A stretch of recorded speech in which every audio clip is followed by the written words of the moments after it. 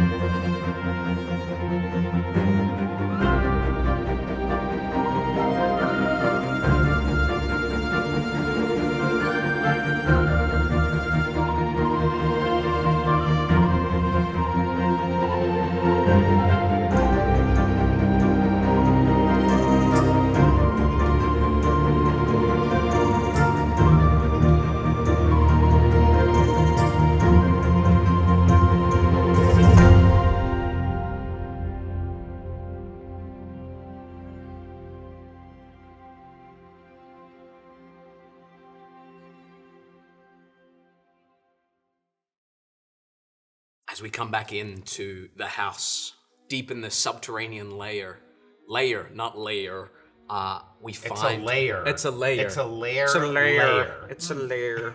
Okay. There is a beautiful, beautiful carriage, part painted with lead, part gilded, this blue glow kind of flickering on and off from the inside. And as you stand there, invisible, the back of the carriage is locked tight, chains, like a placard over the back of it. You can see the enormous crates have been brought down here. The lids have been popped off. All three of them, you can see, have that honey and that honeycomb in them. And Dell is just going about business. He seems to be scooping it up and pouring it into large brass containers, almost like a carafe. What are you doing down here? What the fuck are you doing down here? You creep. I would like to... That was last episode. That was a whole week ago. I would love to go around the back of the carriage. I want to read that placard if there's anything written on it? Is it like something that has... The placard is completely blank. Like a wooden square placard, completely blank, where there's chain across the door, padlocked shut. Padlock there. Padlock there. Okay, does this contraption, this type of magic or mechanism, does any of this look familiar to me since it's coming from someone from where I'm at? Like, artificers are everywhere. Make an Arcana or a History check. It's up to you. My lowest stats. Yep. Big ol' fat +1. That's what a creep gets. Level 10 +1. It comes in at 20, just to offset. A 16, so 17 total. 17 total. If that doesn't, I can do my little ditty if I need to. I'll say with a 17, this is a large carriage, what would be like a people mover carriage, but it doesn't seem to have that built about it. It's like they've taken the shell of a people mover and something else has been built here. You recognize artificer creation and builds, the pipe that comes out of the top there, the kind of steel, the lead across it to, you gather possibly to prevent detection or anything. And looking at it, there seems to be an Arcana glow from it. You can't quite tell what it is just yet without a detect magic or anything like that. Okay. But there is something trying to kind of kick up and build and work. He's still working on it. And from upstairs, I saw when he rushed past, he looked hurried, like he needed to finish this fast. Yeah. Then I want to steal something. Okay. Just something? I want to look around and see what looks useful, because I want to be able to prove this. Okay. So I don't know how I would do that. Maybe I don't know, but I want to look around the room. And see if I can find something useful to steal. Go ahead and give me an investigation check. Sure. Okay. Sure. All right. Great. Okay. All right. If you say so. 17 plus 5, is it 23? 22, sorry. 22. That's math. Looking around, a lot of this seems to be storage for liquid and mixing, kind of pipes and pipettes that kind of move across and kind of twisted brass kind of tubes and things like that. Looking at this gear, it's like he's putting together some sort of alchemist concoction and putting it into an artificer machine. Okay. Looking at it, you could probably steal one of the main kind of coils that you gather, mix these liquids and with heat applied through the center there, it would speed up some sort of chemical process. So a coil of tubing. And it is only about this big to me. Like, I'm not like gonna try and like carry this back up the stairs. I'll say you can find one small enough. Yeah. If you make a sleight of hand check for me. Yeah, I don't know why I got really nervous just now. Maybe it's because I'm doing got a lot of things I'm just not don't roll supposed like to a do. 1 or a 2. Why are you Just gonna not put that those. in there? But like a 3, I'm okay. 3. No, 3. You want to go higher than a 3. Oh, I'm preparing my psionic die just in case I need to add it to bolster my stuff. Okay, that's a 5 plus 13 is 18. 18? Yes, but I can bolster it if it doesn't pass the check. No need. Yeah, you're able to find this. Take this coil and kind of grab it. Then I want to leave behind a little note and leave. Okay. Can I write the note down and give it to you privately? Absolutely. Okay, great. Excellent. You bail on out of here. As you bail on out of here, you head to bed. Yes. Essentially. Yes. Beautiful. Is there anything you do as you bed down that we got from these guys? Yeah, I live behind a bookcase, not like just behind a bookcase, but like, secret door. That's me. I'm right back there. It's like a, secret passageway. You pull it to the side, and it turns out to be like no bigger than like a walk-in closet, but she doesn't need a lot of room, and it's mostly just shelves with a lot of like knickknacks, things she's stolen, and that mean a lot to her, and a bedroll. She's very simple, very similar to Krirg, and she's going to, once she's closed the bookshelf behind her, she'll look at the coil that she stole. Is there still liquid in it?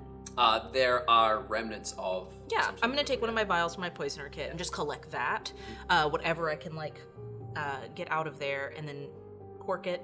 And I want to stash the coil up high, and out of place. Beautiful. Yeah. Yeah. You get a vial of honey and a vial of this weird pale, like liquid, like sweat maybe. Like Interesting. bottled sweat. Okay. Has that kind of Put that in my equipment. slightly transparent, very, very, very, very low viscosity kind of. I've written sweaty drops. Sweaty drops. Excellent. You have a vial of sweaty drops. Excellent. You all awaken in the morning with your orders given to you.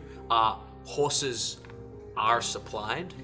Indeed, you are met by everyone's favorite friend, Fangar. Says, I'll have the horses ready for you and the rest of you to go. I'm going to let you guys saddle them up because they yelled at me last time.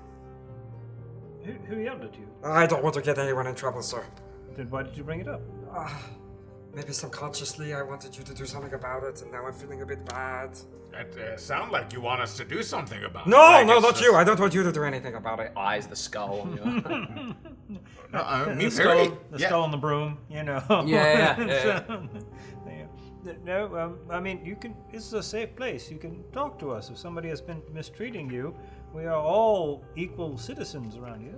And Yeah. I wink at him when Jeeves says that. You wicked. Looks at you, Magnazella. Yeah, safe space. Go ahead and roll an intimidation check. You know what? We're gonna contest this. I'm gonna give you. Can you roll a persuasion for that wink? And you Yeah. roll an intimidation. We're gonna see Please. what happens.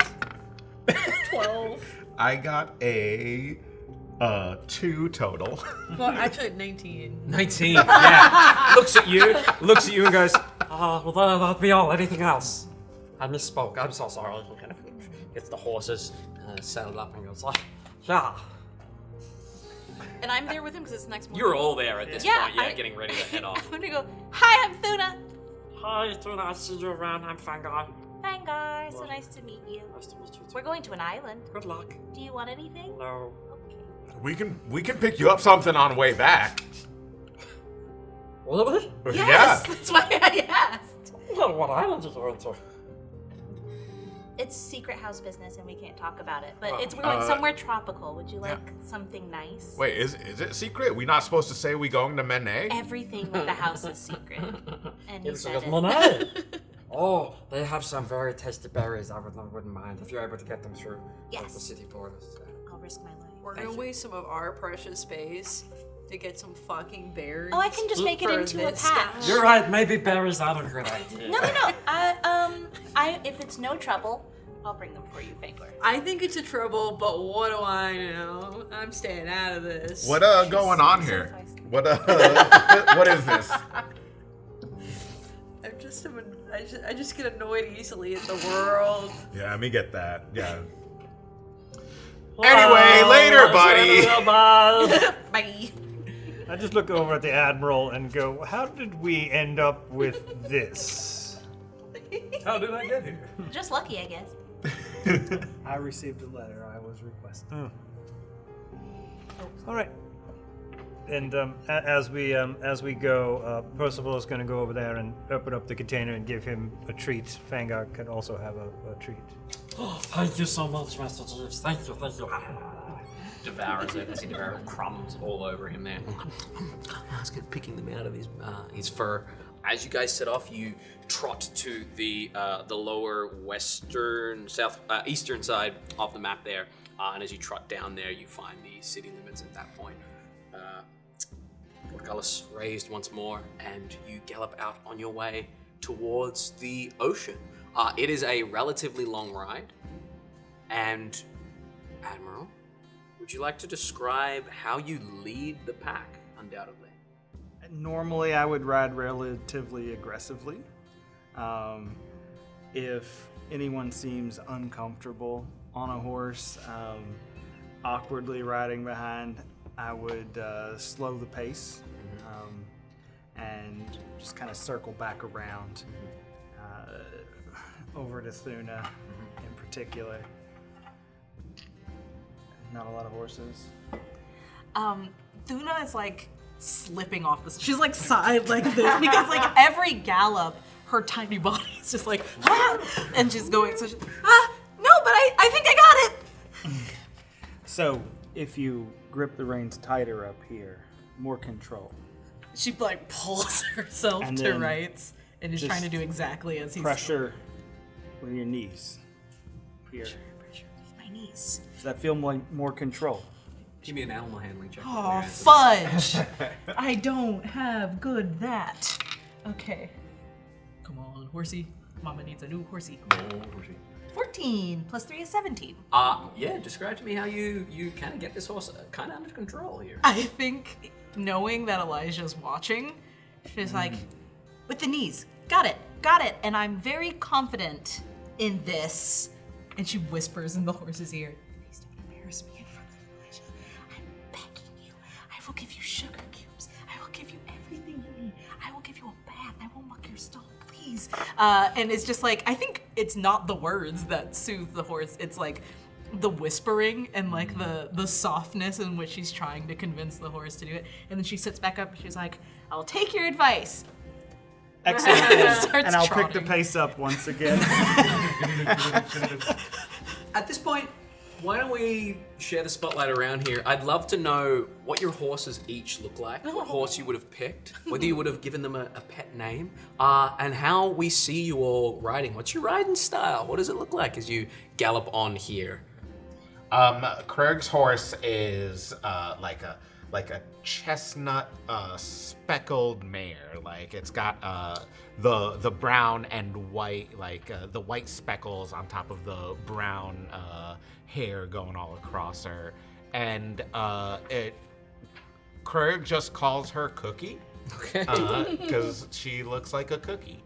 And Krirg, trying to also impress Elijah, is trying to ride as fast as possible, not having any real business doing so. Beautiful. That'll be an animal handling. Should I do it with disadvantage? Yeah.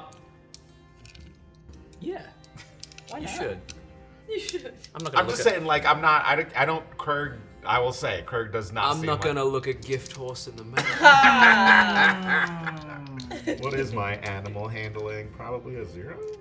It's a 1. Yeah, +1. It's a 4 total. Okay. Excellent. As you gallop on, the horse takes off at a speed. That way. Great. As the rest of the group trundles down to the southeast corner, you start to head like due east, just straight across there. Very confidently, me yell back to everyone, me no shortcut, meet you there. Excellent. Yourself, Magnazella? She's picked the dark horse. She's different. She's not like other girls.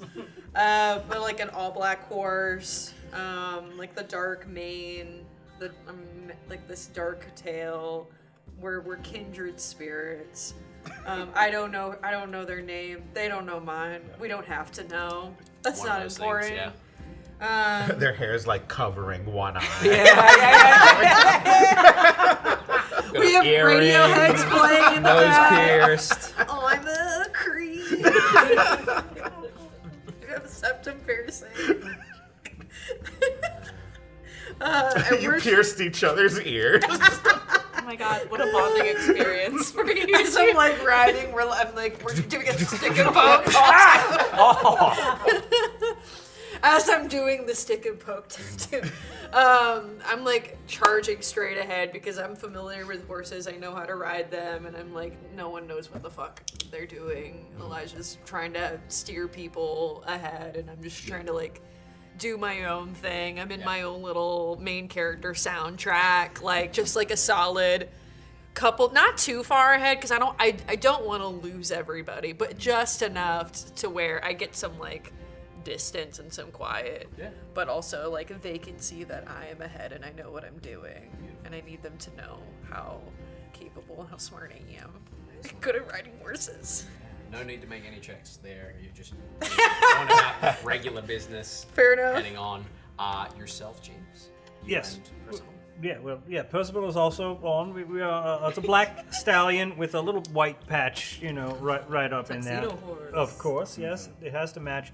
Oh my god. The Hubert is the name we have ridden together. I'm assuming this is one of Elijah's horses that he has established and bred.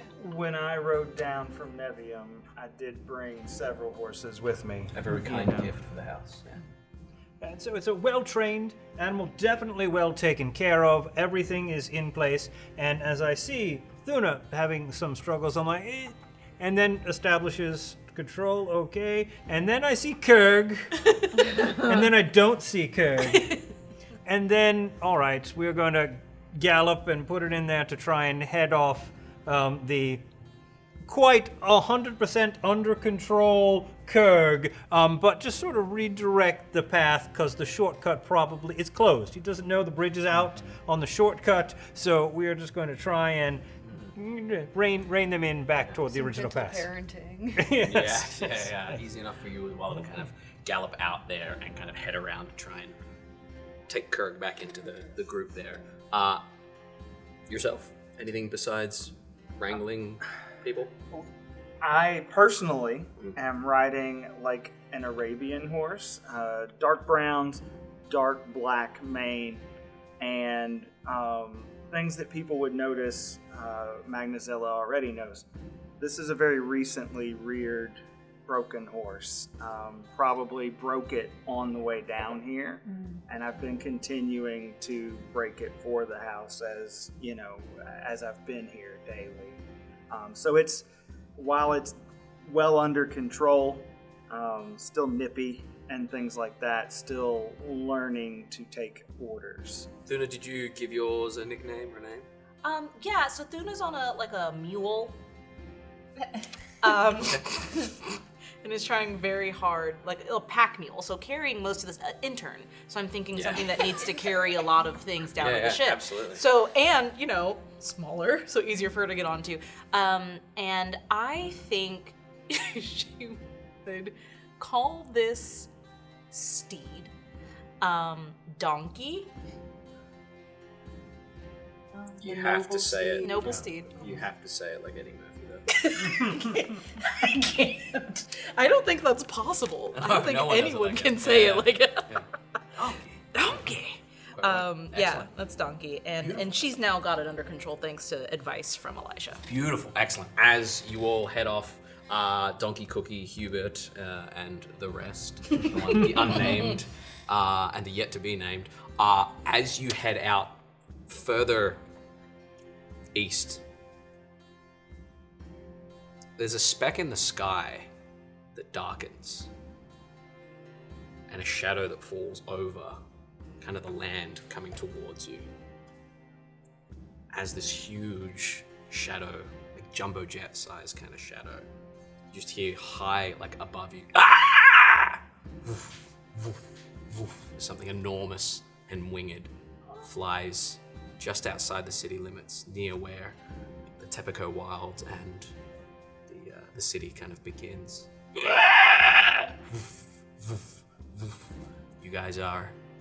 You two in particular, are galloping on relatively open land as this thing flies overhead, and you watch as it just curves back around and just makes another pass. It's impossible to kind of see it clearly up that high, kind of occluded, kind of blocked out by the sun ever so slightly. But there is definitely something enormous following or checking you guys out.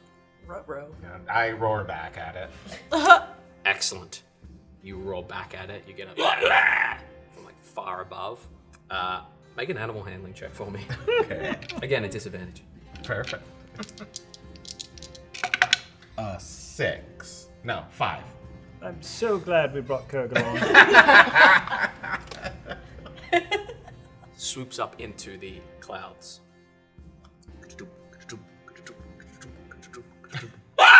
Right behind you, something enormous checks you. Just kind of like flies under over the top of you and checks you. I need strength saving throws from both of you. One for Percival as well. Percival! That's gonna be hard. I got 11. 11. Okay. 19 for Okay. me. Excellent. Percival. Percival. This is going to be amazing for Percival. Oh, look at that. You roll a natural 19 for a total of 14.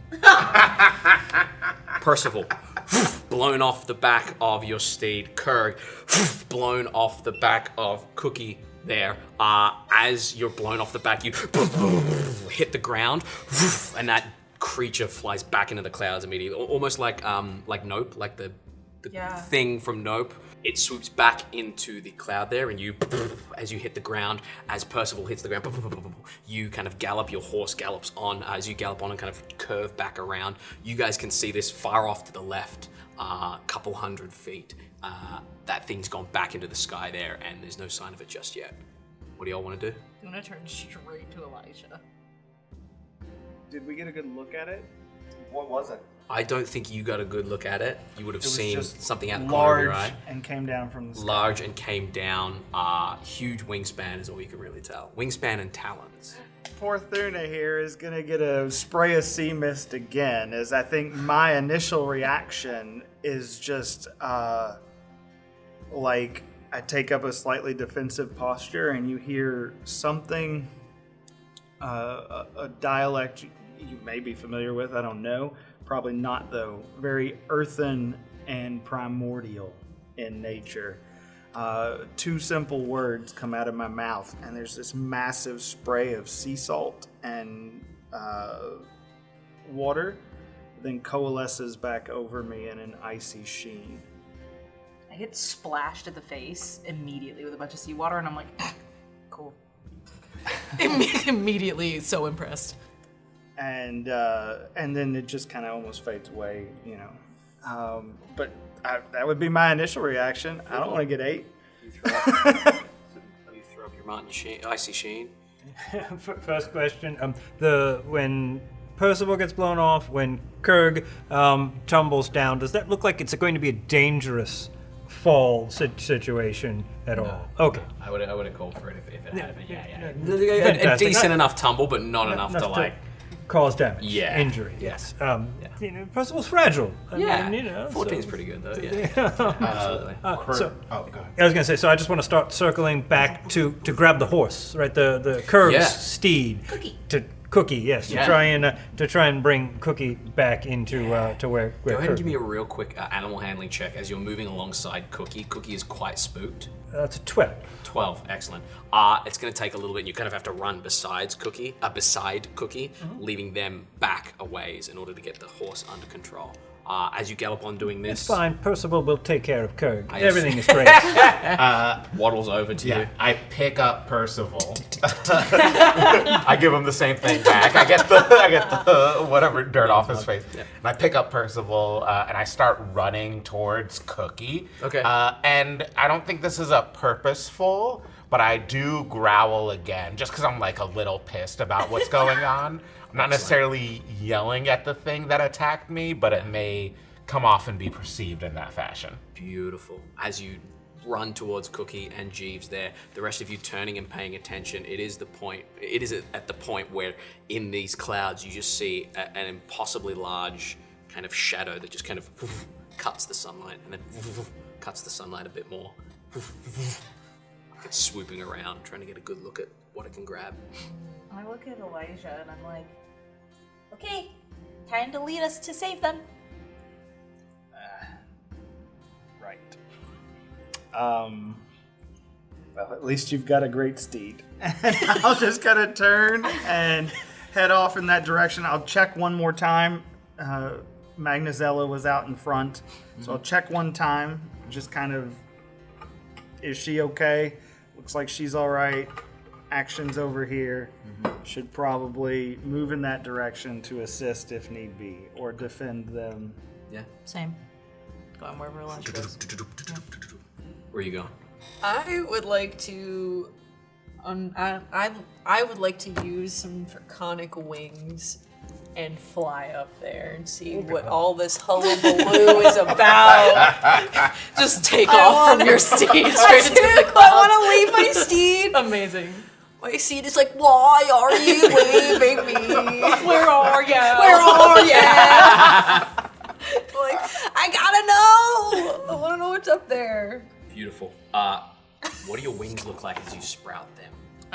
They're like gold. It's like gold on the interior, but like with like a but it's like a red rim at the top, if that makes sense. Yeah. But like they're really shiny and golden. Excellent. Your wings bamf out and you are able to fly your movement speed for 6 seconds. You can do this 4 times per long rest. Okay? So those first 6 seconds, you take off into the sky, 50 feet into the air, and you immediately breach like low-hanging cloud. As you come out to the top, you feel your wings start to falter, and as you breach the cloud line, you would see a creature that is the size of essentially an aircraft, what we would consider an aircraft. Beautiful, beautiful bird. These blue, kind of almost electric, like blue feathers, speckled with a little bit of red.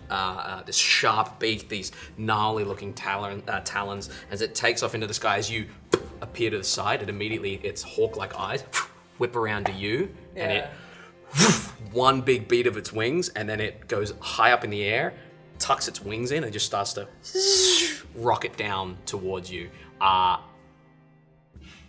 do you want to do? As your wings start to fade away. Yeah, wings are fading. This creature is like barreling towards me. It is. You can fly at 50 feet per round. This creature is way faster than that, and it is gaining very, very quickly. Okay, great. Awesome. So cool. Hit it with your hands. Awesome. Remember that moment when I was like Punch that assessing Magnazella looks okay? You look over, Magnazella's horse is just galloping on. The horse is going to the ship. Yeah. You're just like my mom. Oh man, I would love to attack, but I don't know how well that's gonna go if it's a fucking aircraft. So I think I'm just gonna try. I'm just gonna try to like scoot. Yeah. Just gonna try to like go left. You want to try and dodge it as it comes at you? Okay. Or actually, can I go Barrel roll. Yeah. Yeah. Just trying to get out. Yeah. Like Gonna skirt. do a barrel roll. So it's gonna come at you with disadvantage as it rockets at you, beak first. Just 17 to hit you. Okay. What's your armor class? 18. Beautiful. Oh. Okay, yeah, that'll definitely hit. 27 to hit. Crap. First one, the beak misses, and the sheer force of this thing coming past you, you almost like bounce off its shoulder as it comes through. You're like, and as you do, it kind of curls its body and just kind of tries to grab you with its talons there. As it does, you are going to go ahead and take 21 points of slashing damage, and you are grappled. Max. Oh, great. And you guys watch as I didn't expect this to happen now, but that's great. Coming through the cloud there, you watch this enormous creature rocketing through, and the fading, flickering wings of Magnazella in its claws as it comes like within 10 or 15 feet of the ground and bamps out its wings to stop. We're going to roll a very quick initiative, and we're going to theater of the mind this shit real quickly.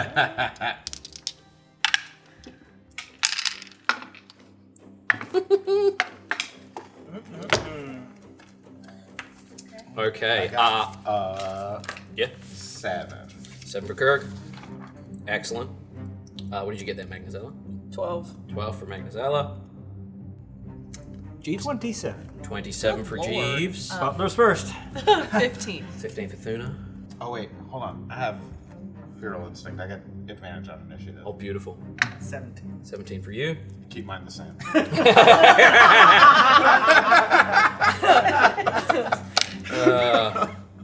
Excellent, excellent, excellent. Fuck it, give me 20 seconds. Okay. Yay. No, wait. I'm like, yay, we're gonna get something, and I'm like, wait, we're gonna get killed. Yes. Well, some of us might. Oh, no. Again, it's all about the mission. What is that? What is that? Death. Let's put Krirg on the map just to see size-wise how big difference this- here. Yeah. So Magnazella, that's what your track is. Great. Awesome. At the It's very like top America. of the round, Jeeves, what would you like to do? You guys are essentially maybe. Well, and this is above the.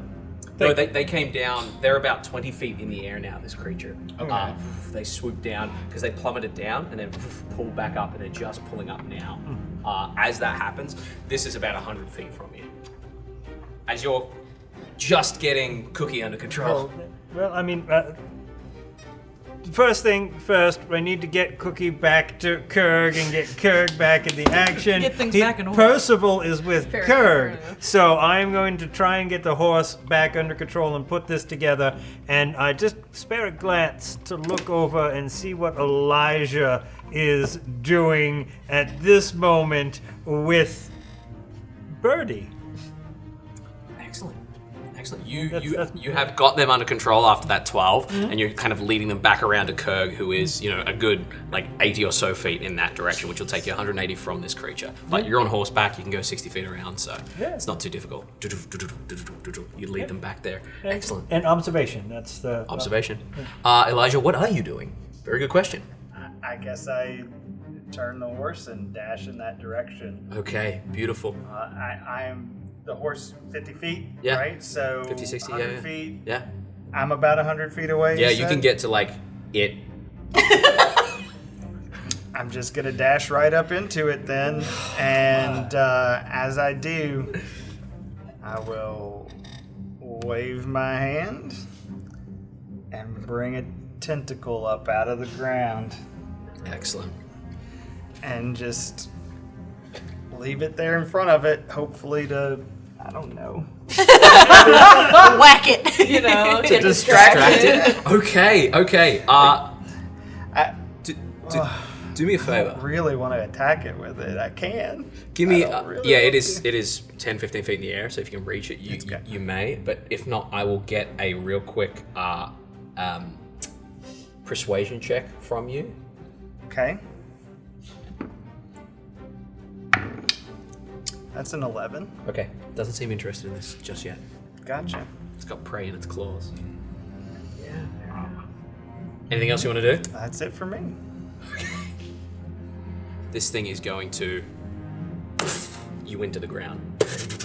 I'm trying to enter my mind palace. I am a tree. If you want to go ahead and just take 9 points of bludgeoning damage as you're Great. dropped into the ground, it is going to immediately, as it lands on the ground, they just try and peck down at you as you're trapped in its claws. I can't roll for shit on this. That is going to be a 31 to hit you. I think that hits. Yeah, sure? You think? He's like, maybe. You are going to take 18, 27 points of piercing damage. As the beak Yeah. slams down, this semi-ethereal tentacle will whip into the way and absorb some of the impact from the beak. Nice. Oh yeah. Oh. Or not. How much will does it say? absorb 2 points take- of damage. Excellent. So that's I'd like to slow fall. yeah. You're not falling, unfortunately. You are grappled and being pushed into the ground. Fine. Yeah. How are you looking? Not great. What do you? Can you remind me the numbers? I believe I said 27. It was 29. 20, yeah, well, it was 21 and 27, right? The 21, Yeah. 22, first okay. idea. Yeah, I have 21. Yeah. Then So that's 40, I had 41. 48. You're 48 down, I believe. Okay. But then the tentacle lashes out and takes 2 of those hit points, so you're only 46 down. Oh. Yeah. Excellent. Beautiful. That is its turn. And it kind of, as it tears flesh from you, it starts to and kind of beat its wings, like it's getting ready to kind of take off into the sky there with you. But it's not going to do that just yet, bringing us to Thuna. You watch as Elijah gallops in. What would you like to do? About 100 feet away. I'm also galloping in. Excellent. You land somewhere nearby, well within reach of this creature. You don't even like me. Magnazella has never been kind to me ever. But I did remember invite you out yesterday, for a ride exactly. once. After saying I'm going to regret this, your exact words burned into my soul forever. Fair enough. So I remember I couldn't try to bond with you yesterday, and I really wanted to. Too drunk, had a lot of stuff to do.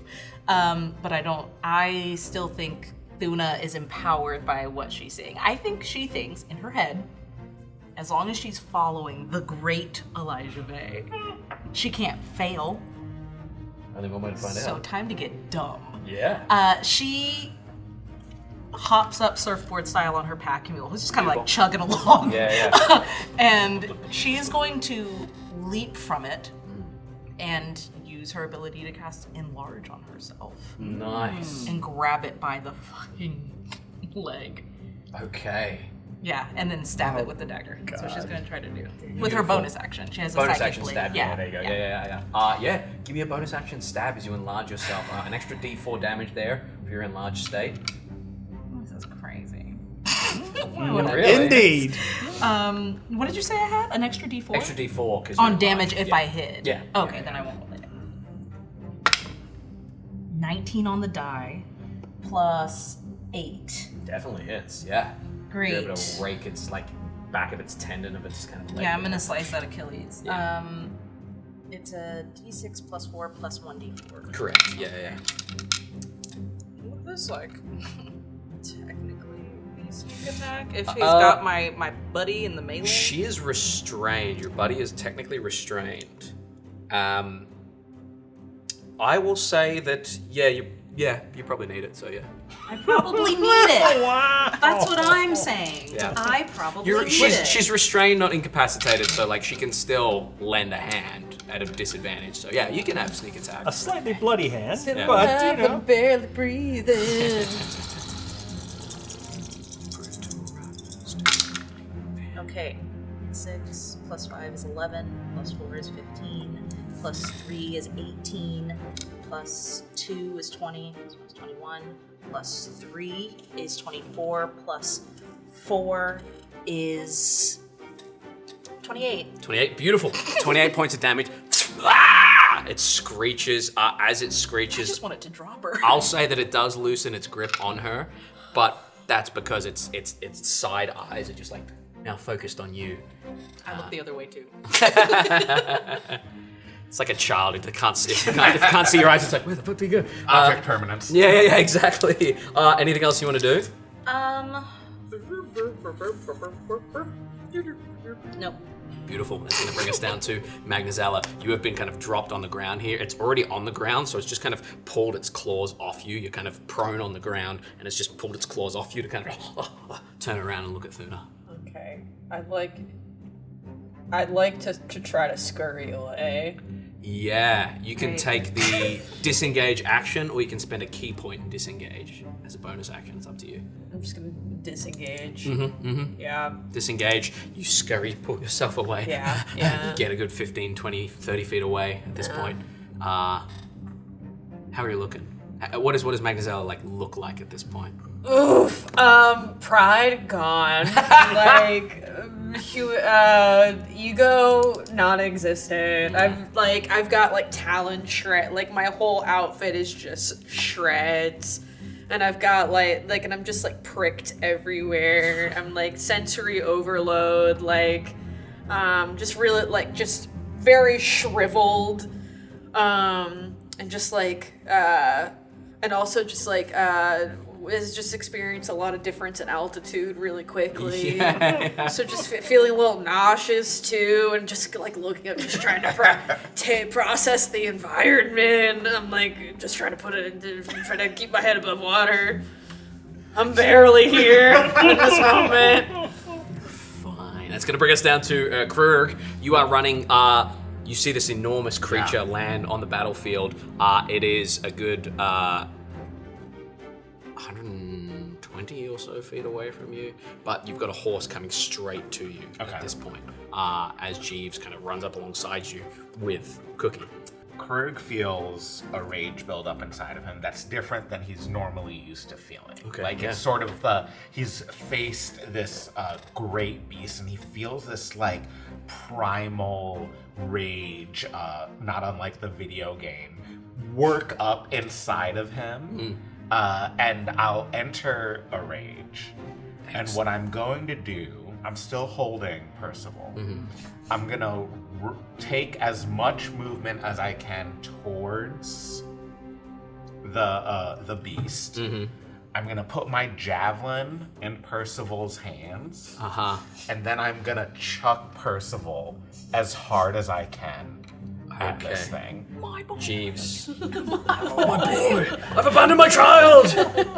Oh, no, like, I have all the trust in the world that Percival is gonna be able to help take this thing down. So, you run 40 feet, No. you rage, you run 40 feet. There's still a fair way to hurl Percival. You do like a hammer throw, like spin on the spot. Kind of, woof. Go ahead and make an athletics check for me. It would be at disadvantage, but because you're raging, it's just a flat roll. Okay. Yeah. That is an 19. 19. Okay. Percival comes in from the side here. With javelin in hand. Javelin in hand. As he hits the rock, go ahead and roll. What did I say? You were 120 feet away. I was You ran 120 40 feet. so I got 40 feet, so that's 80 feet. 80 feet. So what I need from you is... My javelin distance is 30 to 120. yeah, that's why I gave you disadvantage, but was- then flat. yeah. Yeah. So here's what I'm going to do. I'm going to get you to roll for me 8d6. Okay. And the creature is going to take half of that. 8d6 plus your javelin damage as well. Can I have some So D6? an extra d6. Dominion. This is, I got 5, 6. 2 more? Yeah. 8d6. 8d6 plus one more for your javelin. So it's going to be 8d6 plus 4. 86 plus 4. Sorry, 9d6 plus 4. 9d6 plus 4. Yeah. All A lot of sixes. There's a bunch of 6s in there. Ooh, Satan's in the house. So that's 1, 2, 3, 4, 5, 30, 35, 39, 43, 47 points of damage. It's going to be 23 halved. It's going to be 23. Excellent. 23 points of damage as the javelin with Percival hit the rock. As Percival hits the rock, Percival is now hanging onto the javelin, stuck into the rock, just kind of kicking his legs up here somewhere. Excellent. Is there anything else you'd like to do? I'm gonna roar as hard as I can. I want to make eye contact with it and say, "It's me you're looking for." Excellent. It notices the gouge in it. Yeah. It kind of looks up at you. That is going to bring us back around top, unless there's anything else you'd like to do to Jeeves. As you get right up alongside Krirg, who runs 40 feet and throws Percival at the rock. Yes, all right, so how far away am I? You would be about 100 feet away from it, 120 feet, yeah. Oh, and we said the horse is 60. I believe it's 60 feet, or you said 50. Horse is between 50 and 60. I'll look it up, We're but gonna, yeah. so You Right, can the get horse there. is 60, I believe. I'm going to There urge you it go, to yeah. dash to get as close as Yeah. possible, and I'm going to pull out the butler's towel that Yeah. I had, quickly tie a knot in the back of it, smack this thing with my butler's towel, and be like, I'll get you, just drop, and be ready to catch Percival when he drops. And let's attack with our knotted butler's towel. That is a 19 to hit. 19 will hit, yeah.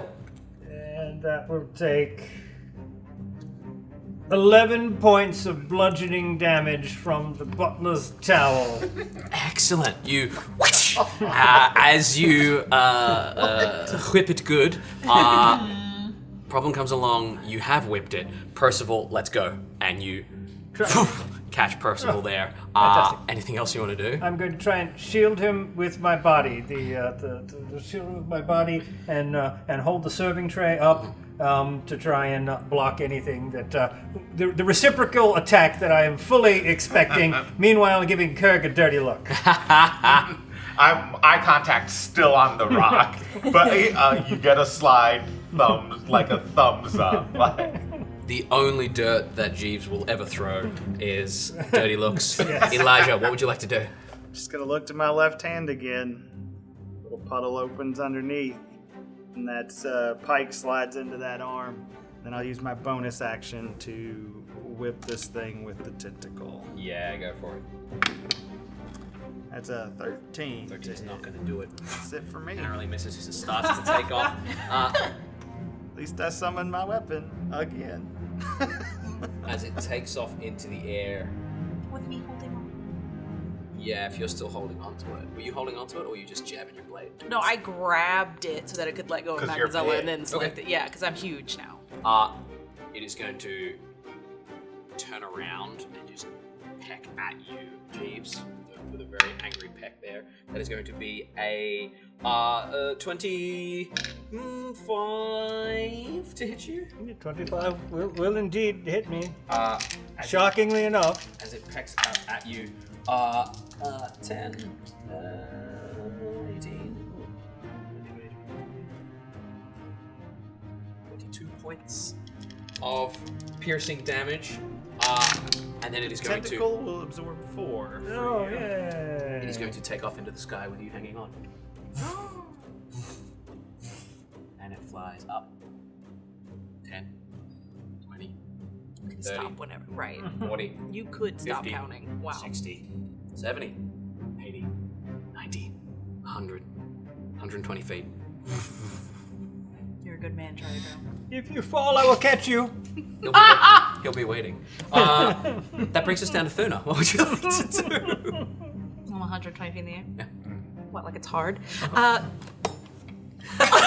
I think in this moment, I think she thought that if she saved Magnazella, Magnazella would help her. And I think so she like grabbed it and was like, release her, stab, and it did. And then she was like, and like turned around and left. And so like she's just holding on like, no, why? Like is so confused as to why it's happening. She's like, this is my 3rd week.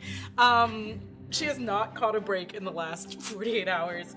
I think it only makes sense to try to get out of here.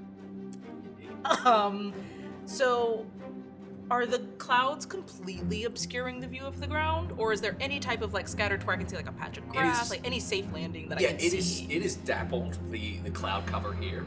It's thick, but it's dappled, and you can definitely see like sections of the ground that you just left behind. These are relatively open, slightly rolling plains here. Okay. The ocean, as you get up this high, you can see the ocean's not too far away at this point. Okay. And as you... Yeah.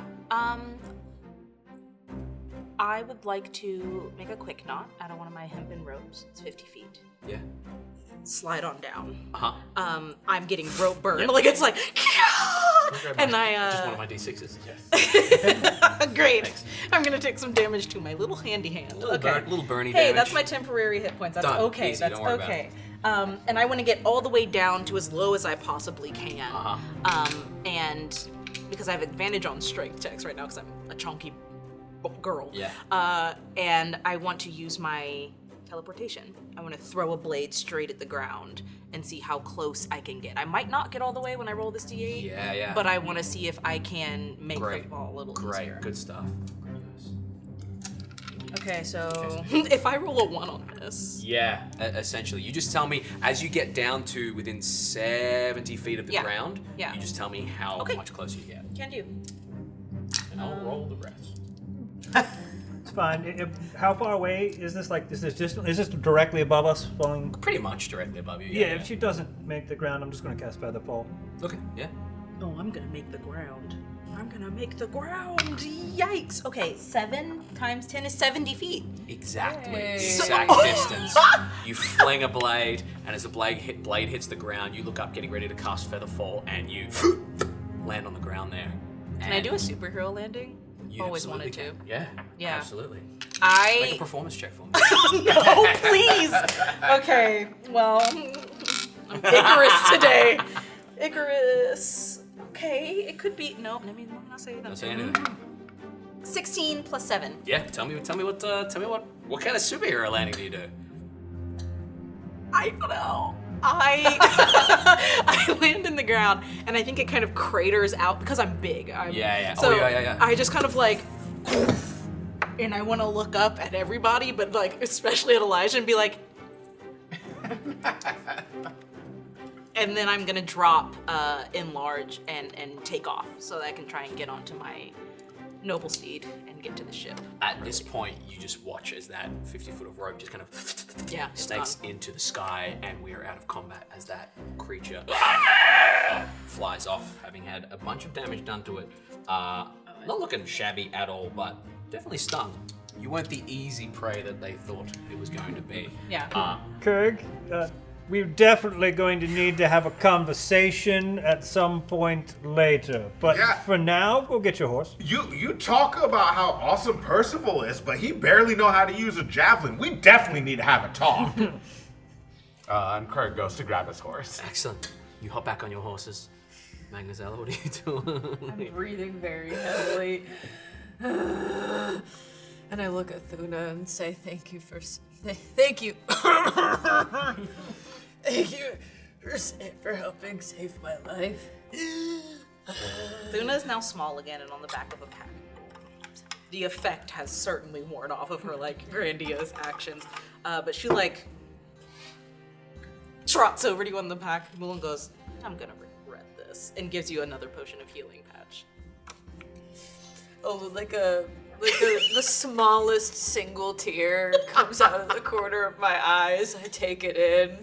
I'm like, you have my loyalty, Thuna. And Krirg comes up and gives you one of his hangover cures, and he says, This is "This good. this gonna help. Okay. You know what? Trust me. I'll believe you. You have to drink it in one time, though." All right. I give it my all. I give it everything. I'm glugging and glugging. Give me a Constitution saving throw. There's a bone in that. Chicken No, bone in you it. just stir with the chicken. Oh, bone. okay, You just okay, Stir with the okay. chicken. Bone. Saving throw. A 9. A 9. Excellent. Glug, glug, glug, glug, glug. It comes back out. You have the poisoned effect for the next hour, which is disadvantage on things. You can However, still you heal. chug the healing potion. You can roll 2d4 and add 2 to that number. Two spiky pyramid boys.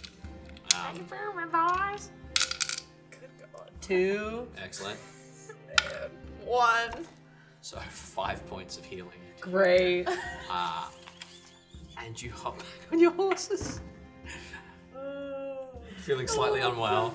How are the horses? Horses are freaked out, but they're undamaged.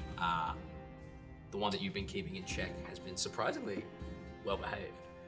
Cookie's a little freaked out, but other than that, they seem relatively professional here. They were driven down here through the wilds, so they encountered some creatures there. So, yeah. We told you we should have taken shortcut. I pull up next to Elijah and I'm like, what about Layla? A name for your horse. Sure. Sure, of course. Nice. I was thinking Rock. Rock was sort of like Krirg, a good Do we need to name. go chase down Magnazella's horse? Magnazella's horse, as you trot on and find a way for her to kind of come along, you would find it in the next like 20 or 30 minutes, like at the docks, already there. Good Just horse. kind of eating a bit of grass or a bit of Been hay that's off to humming. the side And there. I don't want the world to see me. It's writing poetry about the sea. About being a band. Dear diary, Magnazella left me. Excellent. you guys make it to the docks after a little while. Your poisoned effect after riding the horse, your stomach would have been very uneasy riding the horse, but as you reach the docks after 40 or so minutes, another 20 or so minutes, you should be feeling better, but you're already starting to feel a little less affected by the hangover cure. And as you reach the docks here, these are far less industrial docks. These seem to be almost like a rocky, not a cliff face, but a rocky shoreline that leads to a set of wooden docks that head out to just a single ship there and what looks to be a lighthouse off to the side. You see the ship is relatively well-sized, and as you approach, this would normally be crewed by probably 20. You count only 5, and then another 5, including you guys. So it'll be a very short-staffed ship, but hopefully that means it can move quickly and quietly. Excellent. As you get to the docks, I hand it over to you guys to see what you would like to do. This is your show. Well, all right. So, is there a captain of the vessel? Was there someone we were given to report to? So you're going straight to the ship? Yes. Beautiful. Excellent. Okay. So you walk straight up to the ship. As you head straight to the ship, you would see what looks to be a male human in like wannabe pirate garb sort of thing. You can see it's costume-esque. It's a little like Rhys Darby's character in Our Flag Means Death sort of vibe. Very well dressed, but trying to be pirate-esque. Cravat, ascot, yeah, cravat, yeah. Puffy sleeves, that sort of thing. You can see with him appears to be a halfling, seems to be kind of climbing up the rigging there. You would see a large Goliath man there, and what looks to be a 1, 2, 3, 4. There's only 4 of them, sorry, and a drow who seems to be heading below deck there. As you approach, the captain kind of throws his arms out and says, you're here from the house, yes? Welcome, Captain Edwin. This is the Sparkling Fandango. Come on board. We are to take you to Menai, I believe, is the location. So please make yourselves at home. Introduce yourself. We have a crew ready for you. Make yourselves at home. Which one of you is Chiefs? That would be me. Chiefs? Wait, you couldn't tell by how we look? What? Like, if you had to guess which one here Give me the looked names. like Give me the names, and I will try and pick who is who. Just shout out your names. Krirg. Magnazella. That's got to be Krirg. Okay. Magnazella. Una. That's definitely you. Elijah. But your name is Chief. So you're Elijah. How'd I do? Okay, we need to find another boat. Nonsense! This is the only boat in these areas, and this has been dedicated to whatever you wish to do, wherever you wish to go. It's up to you. Is this your whole crew? This is my whole crew, yes. My name is Captain Edwin. Thaloria just went below deck. She's night crew sort of thing, as drow are. Cedran! And you see the halfling kind of pops his head out of the crow's nest. Yeah! That is Cedran. He is our navigator. And Jareth is our Goliath friend there. And Jareth just kind of looks at you and goes, and goes back to kind of getting the ropes ready to undock here. I was assured that some of you might be able to lend a hand. If you were able to, Krirg, that would be wonderful. Magnazella, you look very strong as well, so I gather you could help as well. Yeah, me Good. There's not another crew below decks. No, it's just us. Trust me, we know this ship like the back of our hand. Oh, that's new. Oh no. So with that, can I insight this? Like, Yeah, he said trust me, and that's not in her immediate nature. Meanwhile, I want to cast See Invisibility. Okay, beautiful. You can do that. Not that I. Bloop. That is a 21. 21. Seems to be legit. Kind of want to add a psionic die to get a little higher than that. Seems to be legit. Seems to be telling the truth. He seems to be believing what he's saying. Okay. You cast See Invisibility. As you cast See Invisibility, you would notice a kind of a glowing orb near him. Is this like some sort of orb for like spying purposes? You would recognize it as some sort of scrying orb, yes. Just remember, Thuna, the house is always watching. So excited. We need to have a conversation if you are Jeeves. And Krirg and Magnazella, if you could pitch in and help. If you wish to as well, you may. Yes. Does the rigging look professionally knotted? Make an investigation check, yeah. Does the vessel look seaworthy? Investigate. That'd be a 10. 10. It is suspiciously perfect. Like, this ship hasn't sailed a day in its life. Is it brand new? It looks to be, like, brand spanking new. There's, like, no barnacles, nothing on the sides of the Not ship, a single nothing. barnacle, no waterline etched in. This is a joke, right?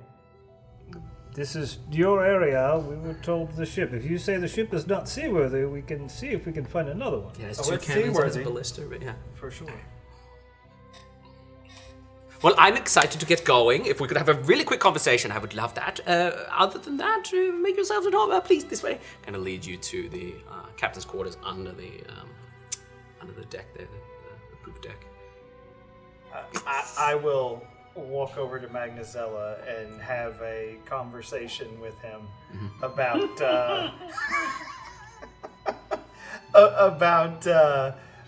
what we're gonna need to do to clearly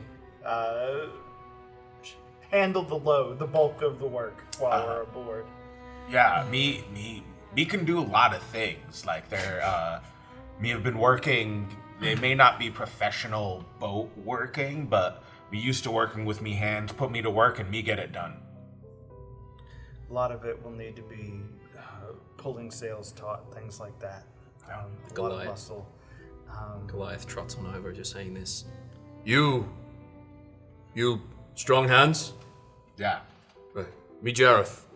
Me do ropes. Me do sails. You help? Yes. You help? Yeah. How long have you been sailing? Me not sailed much. Me been here on the ship about a day. So Well, I mean, he's I'll got bring experience on me. I'll bring Jareth into the fold of the conversation and just kind of start directing as to what's going to need to happen here. Excellent. You step into the captain's quarters. As you step into the captain's quarters, you would watch. You've got a 15 passive. That's close enough. His eyes flicker up. And as his eyes flicker up, he waits a moment. And then it kind of, the scrying orb disappears. And he goes, right, I don't know what the fuck's going on here.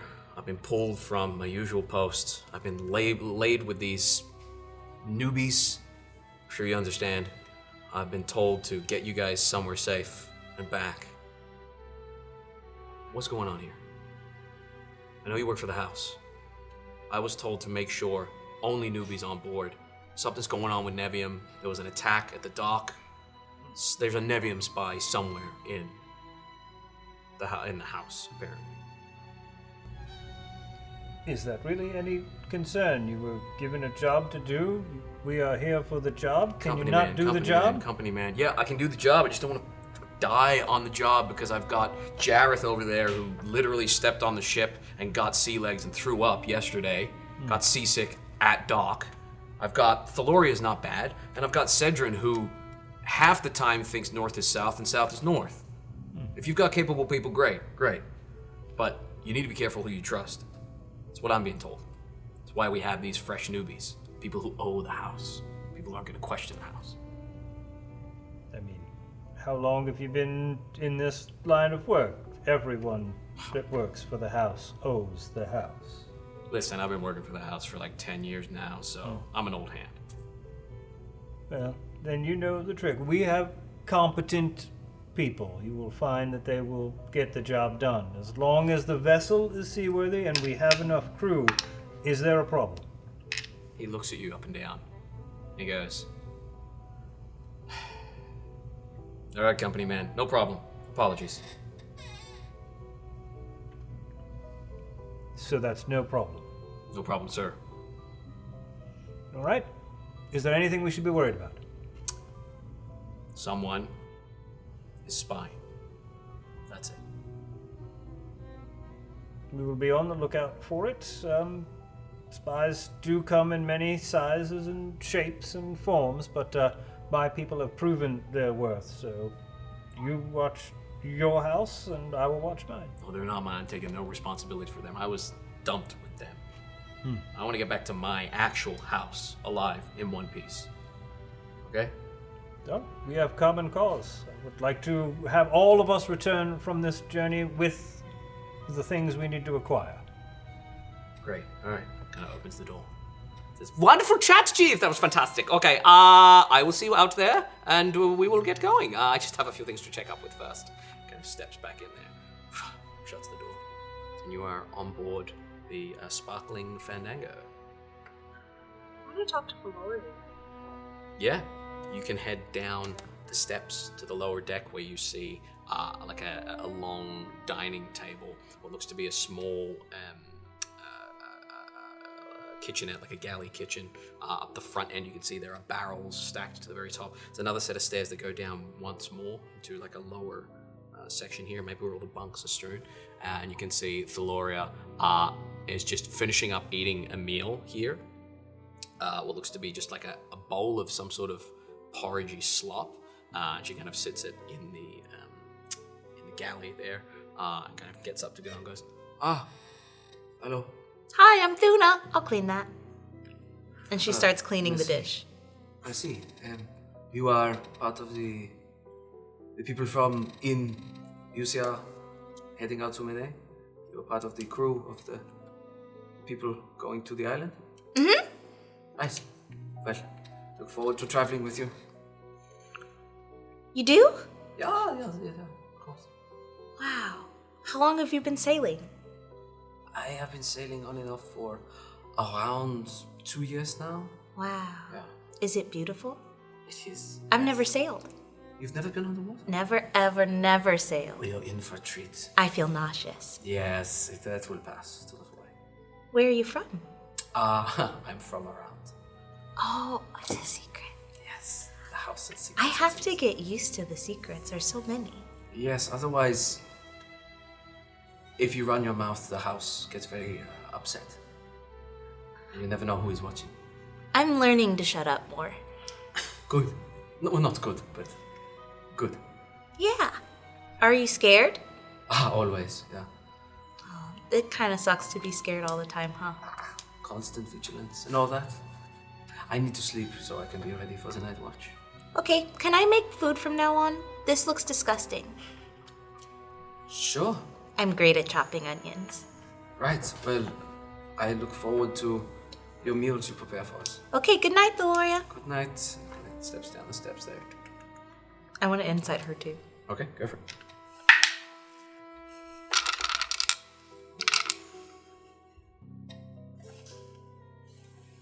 I got my psionic die just in case. Oh! And the math would make that a 27. Yeah, she's definitely not telling you everything, and she's definitely wary of telling you everything. Oh, I'll crack that nut. Excellent. Speaking of nuts, we head upstairs to the nuts on the ship there. You two nuts are with Jareth right now. What are you doing right now, Magnazella? Starting your long rest. Recovery. Your very, very long rest. Yeah. I look around to see if I can find an empty room to just nap, meditate, you know, and enter my mind palace. Yeah, you head down to the very lower deck where the bunks are kind of strewn about, and where this is normally meant to house 20 people, there's only 4 or so bunks that are taken so far. You would catch the tail end of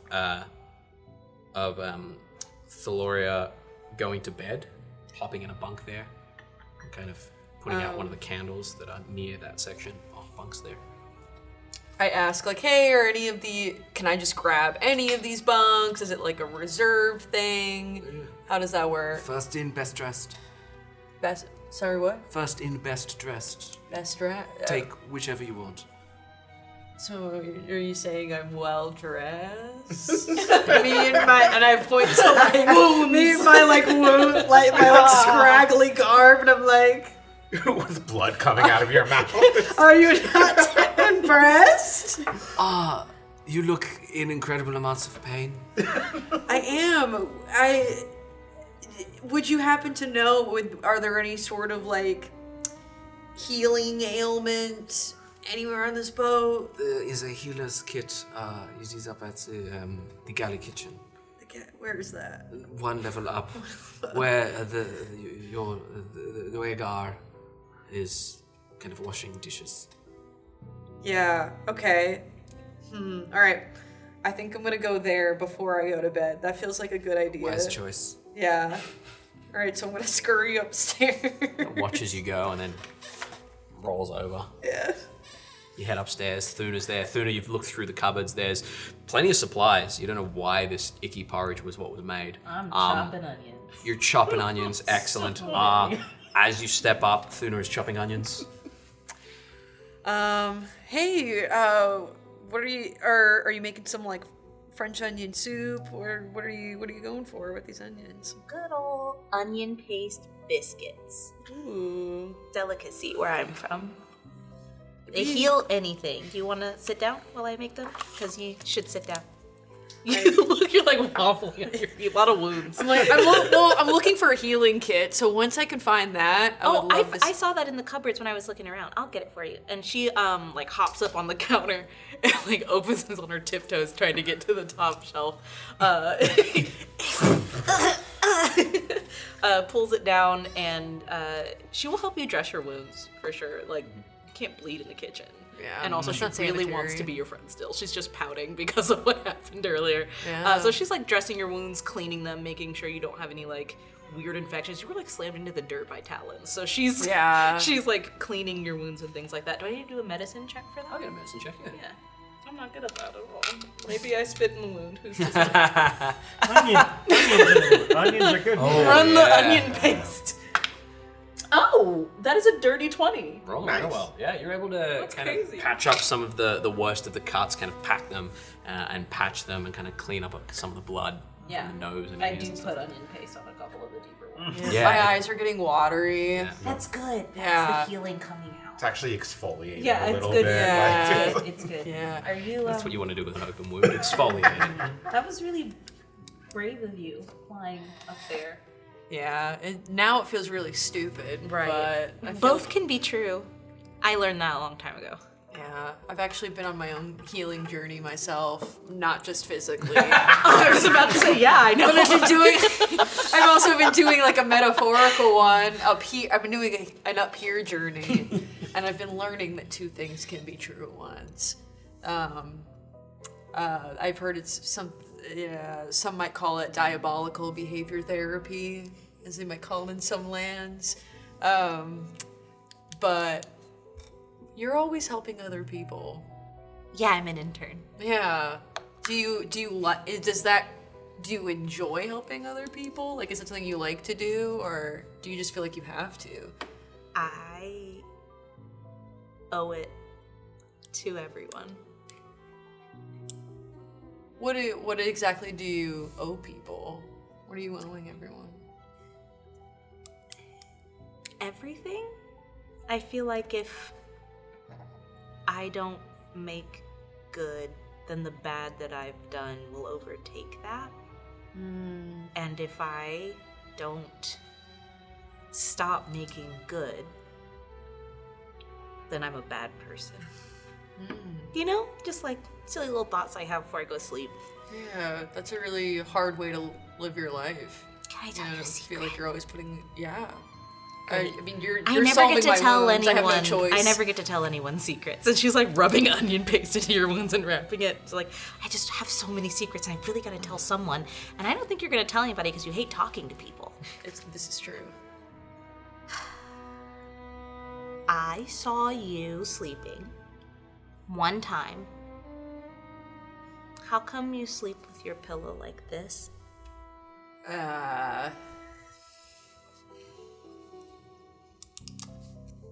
I also have done bad things in my life, and I'm trying to work towards doing right. And I think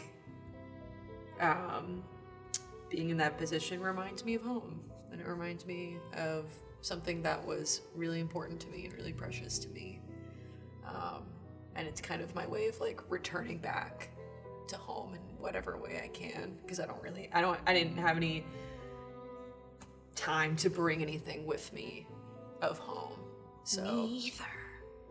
yeah, it's really hard. Yeah. Maybe if you're looking for something, I can help you find it. I'm very sneaky. They'll never know it's been found. And then if you have it, then maybe you can go home. And then that'll feel like a part of me gets to go home. But you have to really stop being mean to me. I'll cry. Yeah, I will try. I'm not being nice isn't really my thing. She hugs you. It's still for it. I appreciate the gesture, but Yeah, she pulls back and she goes, is it because all the wounds? Okay. We'll try on another day, on a happier day.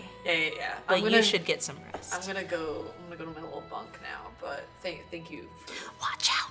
There's another lady in there. Yeah, I met her earlier. No. Like, watch out. Because now she thinks you're co-conspirators. So she got a high insight check and she's like, no, really. Okay. Watch out. I like try to wink, but I just end up blinking really heavily. Get some rest. Okay.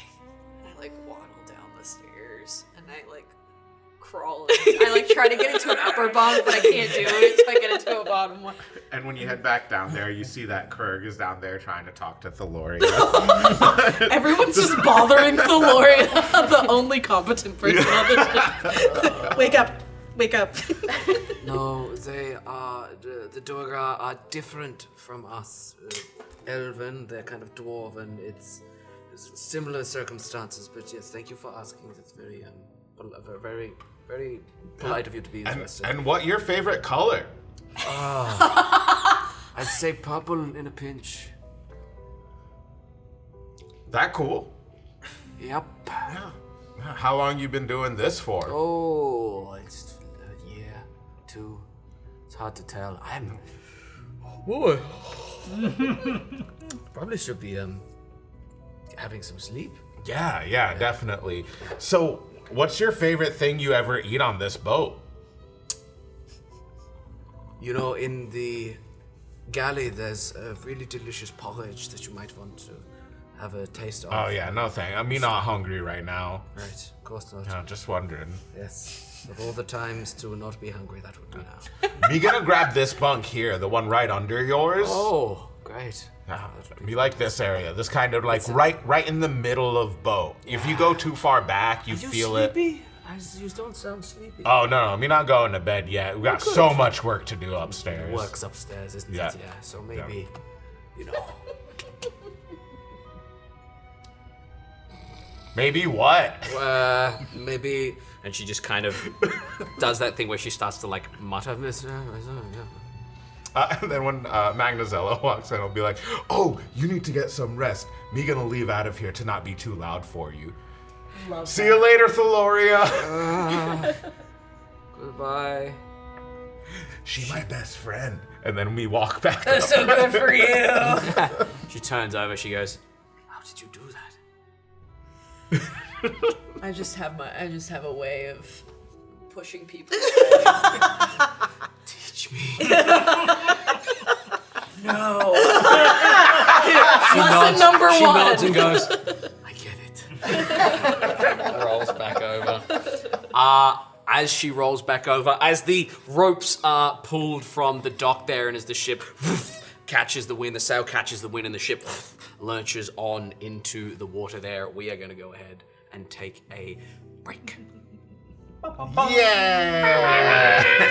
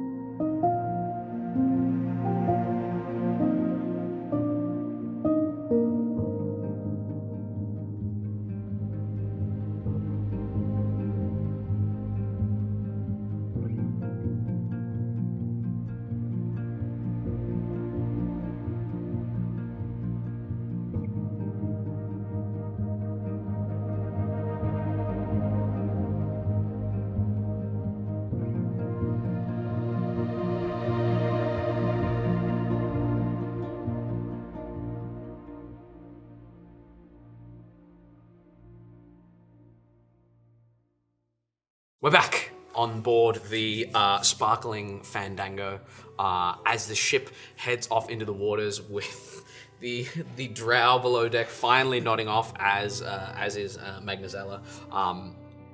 The sea spray, a welcome but nerve-inducing kind of change to the your typical life as of late. As the sea sprays on you, as Jareth the Goliath and Cedron are kind of working about doing their business. I hand it over to you guys to see, those of you that are awake, to see if there's anything you'd like to do, anyone you'd like to speak to in this this beginning of crossing, of heading out across the ocean towards Manet there. I'm gonna look to the cabin, where the charts and the maps would be, and I'm gonna look over to Jeeves, and I'm just gonna walk in. Okay, you walk up to the door and it is locked. I will knock. Yeah. Who is it? It's Elijah. I'd like to see the charts, please. Of course. Swings the door open and goes, "Oh, Krirg. Where did Elijah go?" I'll just walk past. I will also follow in. Yeah, he'll go to stop you, and then as you step up, kind of looks at you. He glances at Elijah there, and just kind of gives you a nod. Like, what about him? And you three of you step into the captain's quarters. He says, "Is there anything I can do for you? Anything you're looking for?" I'm looking for wherever the charts are plotted. Yeah, right here. Taps the table. Does it actually look like they're charted appropriately? They look like they're charted extremely well, but they literally have the route to Manet, and that's it. Like this chart has been custom made for this ship, for this here. Like everything is like perfect for this one venture, this first venture. So weird. So weird. Anyway, as I look at it, I will pull my own sextant out and just kind of double check the course, as one would do if one actually knew how to use navigator's tools, which I do not. Make an intelligence check and add your proficiency for your navigator's tools. 14. 14, beautiful. 16. 16, even better. As you plot your way out, walking the sexton all the way out to Manet, looking at it, you should get there by tomorrow evening, if not the following morning. So, not too long at all, provided the winds are fantastic. From experience, you would know that this part of the ocean can be treacherous, although your perception of that has changed somewhat as to whether that was nature or whether that was something else. I'm going to look at Cedrin. Cedrin's up top, outside. So the navigator. Navigator's out in the crow's nest. Cedrin was the navigator. What's the captain's This is Captain name? Edwin. This is the captain's name. Yeah. Do you mind if we could you get us maybe a beverage or something? Do you have anything good, like brandy or something, perhaps? Please. Walks out. What the fuck? That was my question for you. So the crew is sufficient or insufficient for this vessel? The crew is bare bones, even with us helping. It's a skeleton crew. The ship is brand fucking new. This chart is brand new. It's like it was just magicked up out of nowhere. What is going on? The captain is worried that there are spies. I can only think of one group that would be sending spies. Why would they send spies if they just sent a galleon? I figured you would know the whys and the ins and the outs and the potential divisions in politics better than I. However, I think the question not becomes who or why. It's more where, perhaps, like not who sent them, but who the spies are. We know Krirg is not going to be spying on anyone. Magnazella does not seem to have the temperament for that sort of thing. Thuna probably could pull this off, but it doesn't seem to be the sort to have been thrown in this group for that. So if there's a spy, it's probably someone in the crew. Well, I just want to know, like, what is going on?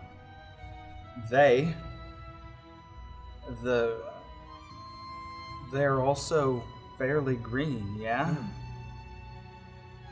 It seems such. The captain indicated as much as well, that this was not his hand-picked crew, but people that were supplied because their loyalty was more assured.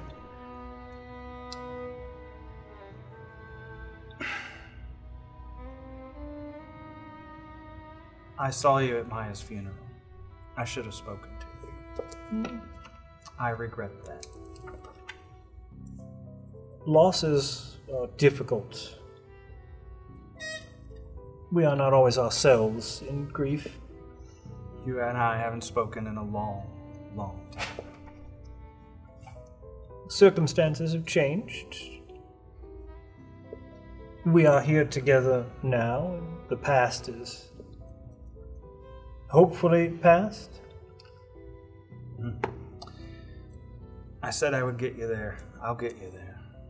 The ship is fine. It's in working order. It's not but a 2-day journey at best. Trust the waters will be relatively safe for us. And yet the hairs are still standing up on the back of my neck.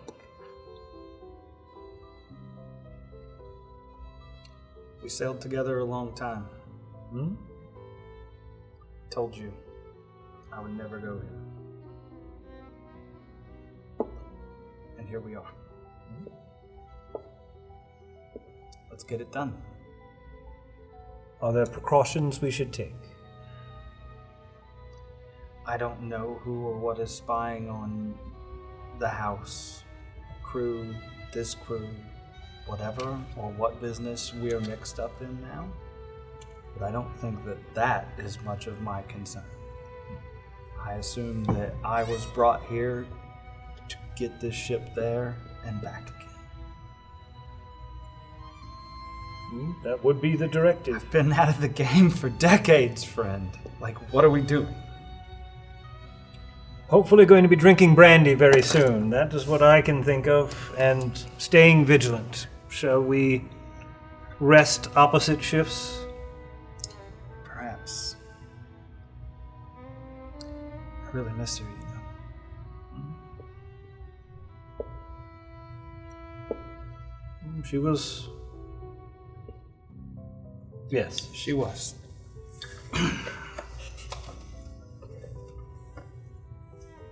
And with that... Look back to the door. Wait for the Where's brandy. Krirg bursts in through the door. Like, hey, either of you seen Percival? Me Yes. heard you talking in hushed whispers, but me not wanted to interrupt. Yes, Percival is recovering from his ordeal. He is flightless. Okay, but bird. where he recovering, Jeeves? That question me asking. So, The furthest, deepest point on the boat from here. You trying to get rid of me? Of course not. All right. Yeah, I was. All right. But he slams the door. Before you go, Krirg, where is Thuna and Magnazella? Have you seen them? Oh, no, me not know. Me, Magnazella, me think sleeping. Oh, Thalorium down there, she great. Me talk to her long time just before me come up here. So, fantastic. All right, maybe we'll gather a little later. I have a thing that we all should participate in before the journey begins. Me, how does Percival feel about coconut? You will need to define further feel about Yeah, being he like coconut? for eating or for like balancing on or for being thrown into. You tell me. He prefers fish or what you feed. Got it, thanks. Krirg, Da- this is going to be a dangerous and difficult journey if the waters get rough. Cool. Thank you. Just be aware. And don't trust everyone. Yeah, okay. That's about what I thought we would get out of that. Moving on, where is that brandy? Brandy doesn't come.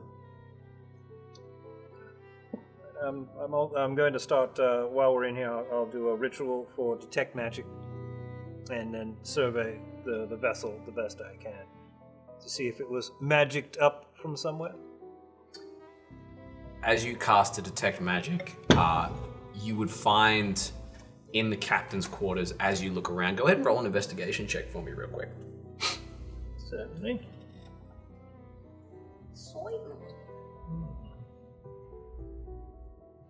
15. As you look around, you would find what appears to be a nice spyglass there that has some sort of enchantment to it. You would find what looks to be a very nice ring that is on the shelf, like the kind of the bolted-in bookshelf there. Very nice ring, and what looks to be almost a book that is kind of glowing with arcane energy. You would then detect the faint whisperings of conjuration magic just from The vessel? every board of the vessel. Yeah. My ring gloves as well. Sure, yeah. The stuff on our side. Yeah. I'll point those items out to the Admiral and see if he thinks that any of them are worth further identification.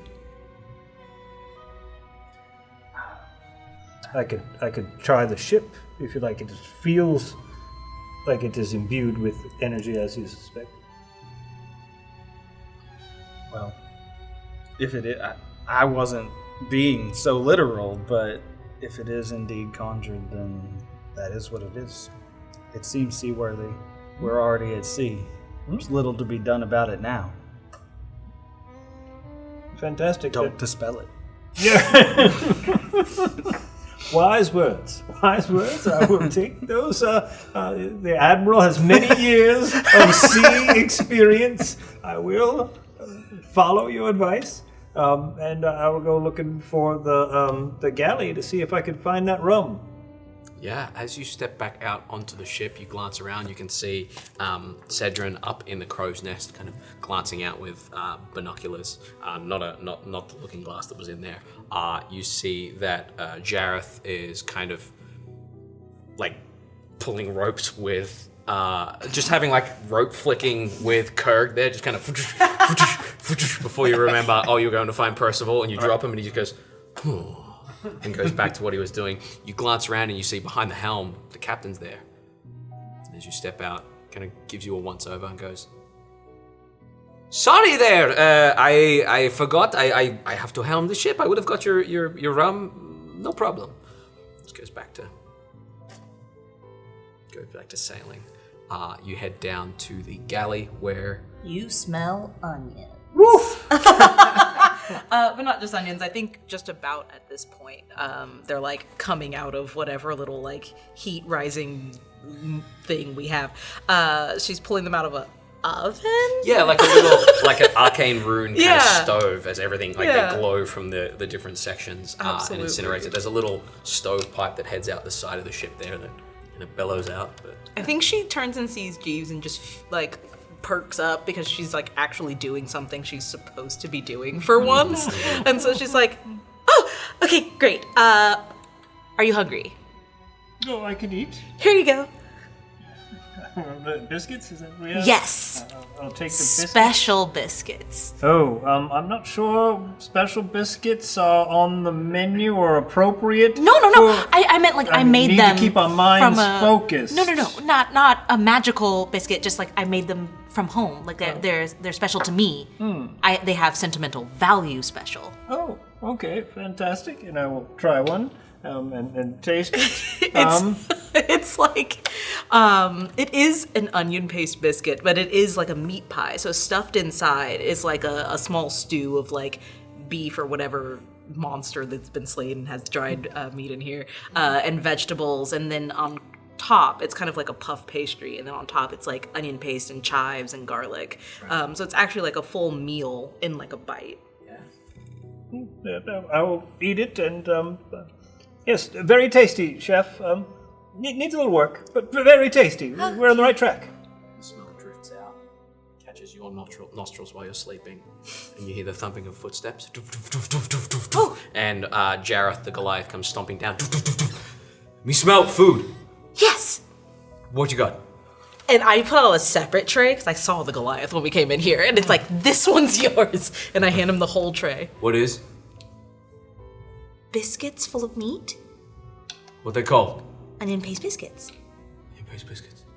Grabs them, runs out to wherever you are, and goes. He can't find. I am on my own separate mission. Make a real quick stealth check for me, real quick. That is Beautiful. a 15 plus 3. Excellent. 18. He starts calling out. As you're hearing this, what are you doing?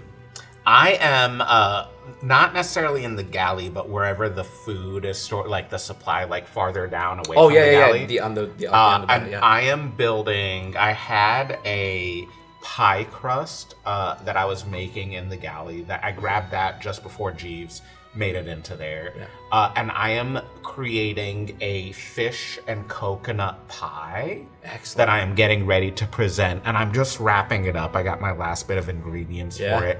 I'm getting ready to find Percival to give this to him. Beautiful. Fish and coconut pie, because I think I have some apologizing to do. Fish and coconut pie. Would you like to go ahead and make a perception check to try and find Percival? And if Percival would like to stealth, he is welcome to. If he doesn't want to be found. Very. Very still. I got 17 plus 5. So that's a 22. It beats 18. Yeah. Percival rolled really well, but you know. So I see Percival trying to dodge me. Yeah, where did you find Percival? Oh yeah, Percival would probably have been right behind Krirg wherever possible. The entire because time. that's the last place that he's going to look. Excellent. All you do is just kind of turn around, and Percival's there, just like, Percival, me looking for you.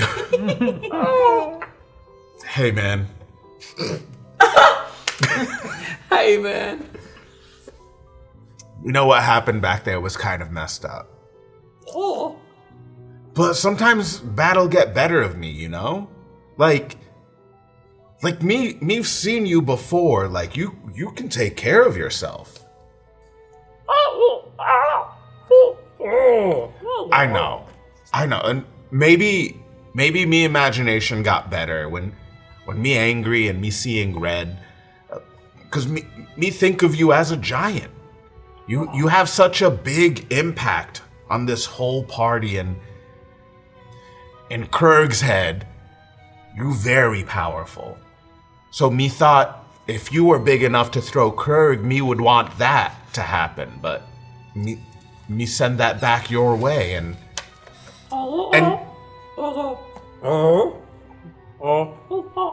yeah, me working on that. Me really trying to work on it.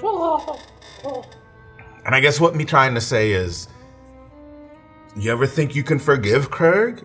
And me hand him over the fish and coconut pie. There's like a little, I use the coconut flakes to spell out Percival as best I can. It is great, but the R is backwards, which is more cumbersome to do. Yeah. Go ahead and roll a survival check for me, please. Okay. That is a 17 plus 1, 18. Sniffs. Pokes the beak into the center and pulls it back out. Like Gordon Ramsay testing a dish sort of thing. Nibbles at the cross there. Yeah. Does a waft. Yeah.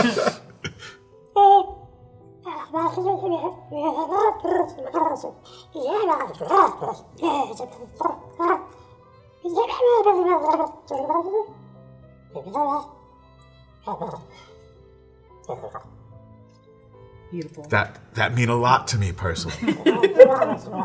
No. Put her there. It's like a slap there. Yeah.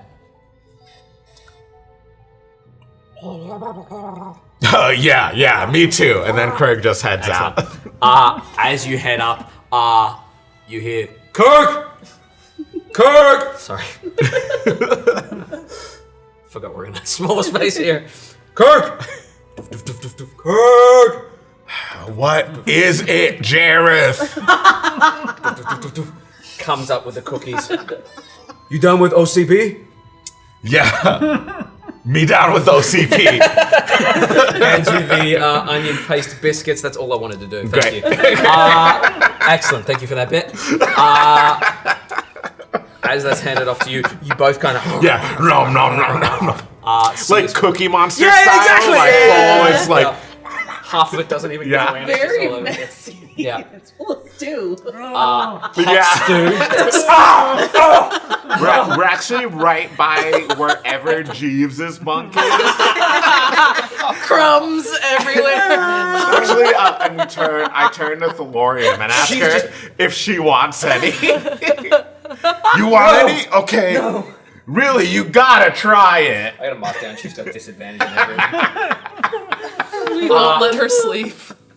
We cut away from all this after a handful of hours. You are well rested. We get into the evening here on the ocean as the seas swell a little more. It's less of this this choppy kind of and more of this huge kind of swell that takes you up and then down and then up and then down, and occasionally a wave brushes across the front of the ship and saturates the whole front there.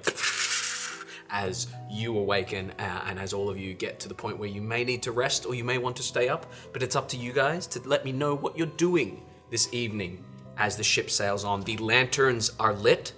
The sky is beautiful and clear, just windy. No storm clouds, no rain, just the sea spray, the enormous swell of the waves, and this beautiful moonlit sky. You look back, you can see far off in the distance the slight glow of... you wouldn't see the glow of Uciar. You may see the glow of... You wouldn't see the glow of Valareth either, for reasons. But you may see way off in the distance, almost like its own little star, some sort of shine from up near where Nevium is. Like the city itself almost sparkles. And I hand it over to you guys as the captain steps down and says, I'm going to get myself some sleep. It's been wonderful. I'm exhausted. Looks at you, Jeeves, and says, if you need me, come get me. And then walks into his... Anyway, I can see if I caught that. What's your passive perception? And I'll roll a stealth. Or, I'll roll a stealth. I've got your passive here, sorry. Passive perception. 16. 15? Oh, wait. 16? I've got 16 on here. Oh, mine says... Oh, it says 15, yes. No. 15, yes. I looked at the wrong names. With a 15, you would definitely catch that there was a mutter. You didn't catch the contents, but there was definitely a... Right, good night. Steps into his dormitory there, his room. The lookout, Cedrin, is still up there. And you watch as Jareth kind of stomps past you all down below deck, and Thaloria comes up to kind of take over. If everyone is awake and around, Yes. With the exception of Elijah, because I know this is not really necessary, I will pull out my book, recipe book, sort of, but flip through it. It's got some other stuff in there, and start a ritual that does involve, like, throwing some water in people's faces and a few other things, at the end of which, for 24 hours, they will be able to breathe water as well as air. Just in precautionary. I'm not expecting anything, but times are what they are. It seems like you are expecting something. I'm always expecting something. But you just say you're not expecting anything. Like, so which is it? It's a figure of speech. It means I really am expecting something, but I don't know what. But why not just say that in first place? To confuse you. That's not hard to do, man. I'm like tugging on Elijah's coattails, and I want to go. That guy up top. Which guy? The navigator. Cedrin. Yes. What about him? He's been up there for a long time. I was about to go relieve him.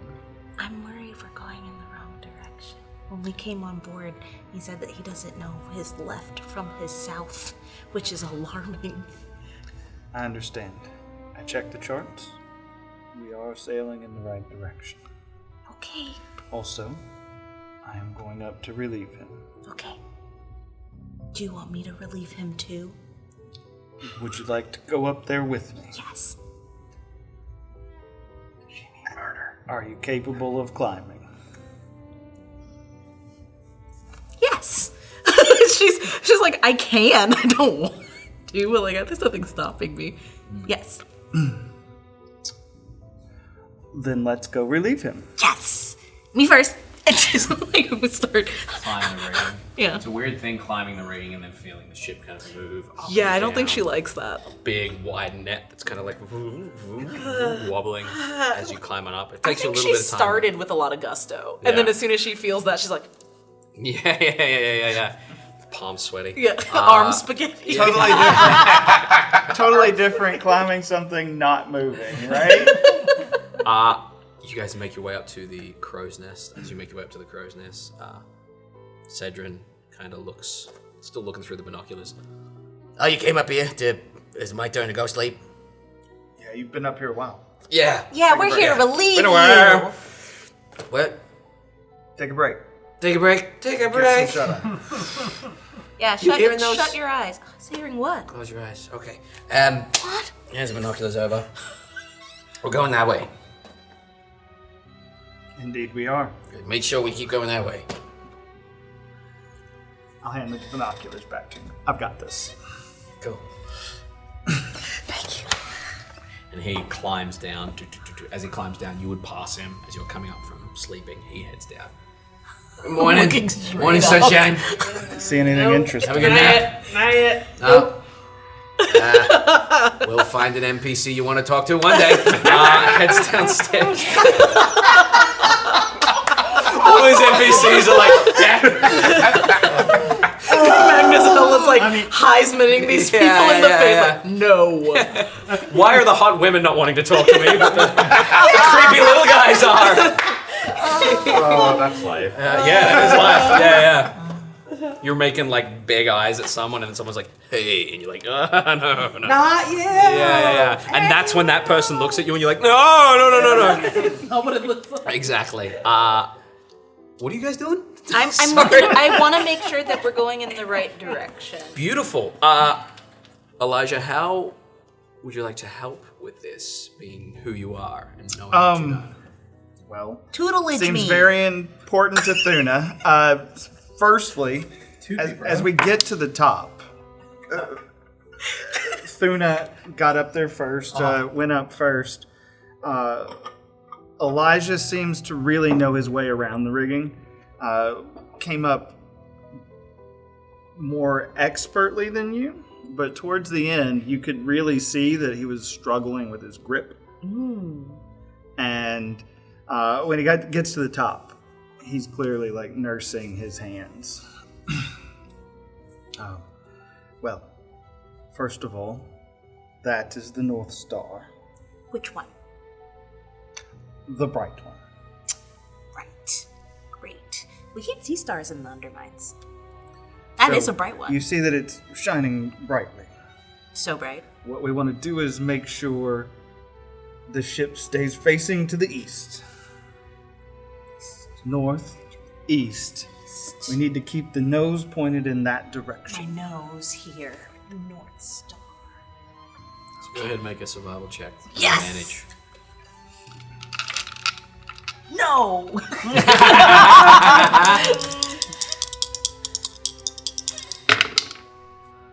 14 plus 3 is a 17. 17. Thank you for the help, because that was not going to be good. First, you were looking at the moon Yes. when he said "big star, big bright star." Yeah, it's the brightest thing in the sky. Yeah. And you kind of look down. You look down as Theloria takes the wheel, and she glances up. As she glances up, she kind of looks at you. She goes, are we heading correctly?" Are we? On course right now. I'll let you know. Just kind of just sits back, leans. Starts changing the radio. Grabs a burger, steers with her knees. No, you're going to do Krirg that. comes up, gives her some onion paste. Onion paste biscuits! What is this? It's what we have for dinner. Me save you some. This is very kind. Merci. And then just stands there and eats one. Just watches her eat. Doesn't even eat one. He's just watching her eat. God, we're full of creepers. Hey! It's very good. Cool.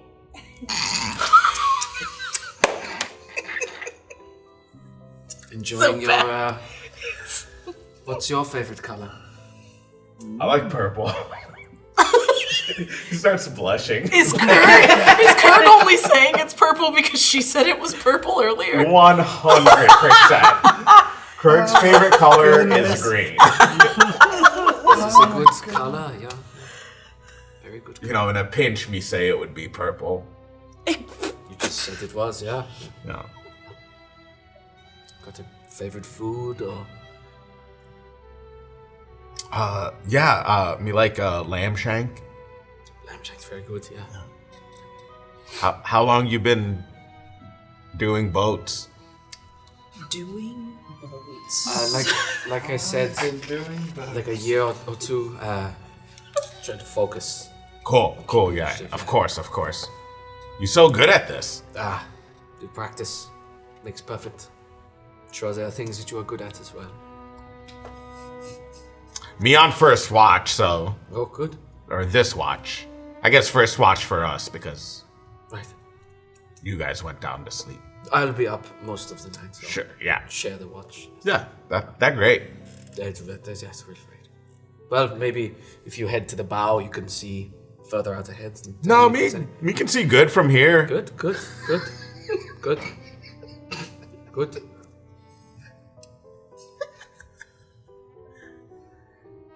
It's cold. We like it. Yeah, it's okay. What are you two doing? Because I'm like still wiping the cobwebs off the metaphorical ones. Cobwebs? Yeah, if you will. You sleep and just. Oh God. I guess I'm trying to figure out like what needs to be happening and what my role is in this watch, because I see that everyone's kind of got their post. Yeah. And so I think I would like to go. Be in the room where the charts are and like where the information is. I'd like to start sussing out, see if I can find any information, perhaps. If anyone on this, yes. Door is locked. Fuck. Everybody needs the Please wake up. I do. I pretend I don't know this is the captain's quarters, and I do knock. And I'm like,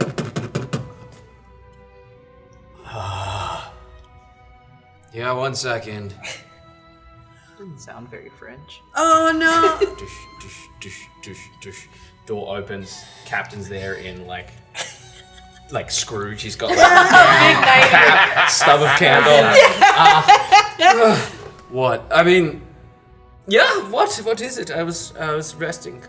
Oh, I'm so sorry. I thought this was the bathroom. It's not. Silly me. It's not okay. No. Well, okay, but while I'm here, I have been looking. I'm so.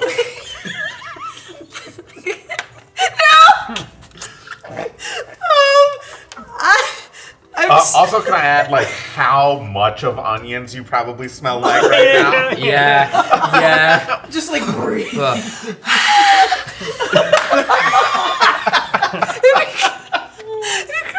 Please help me.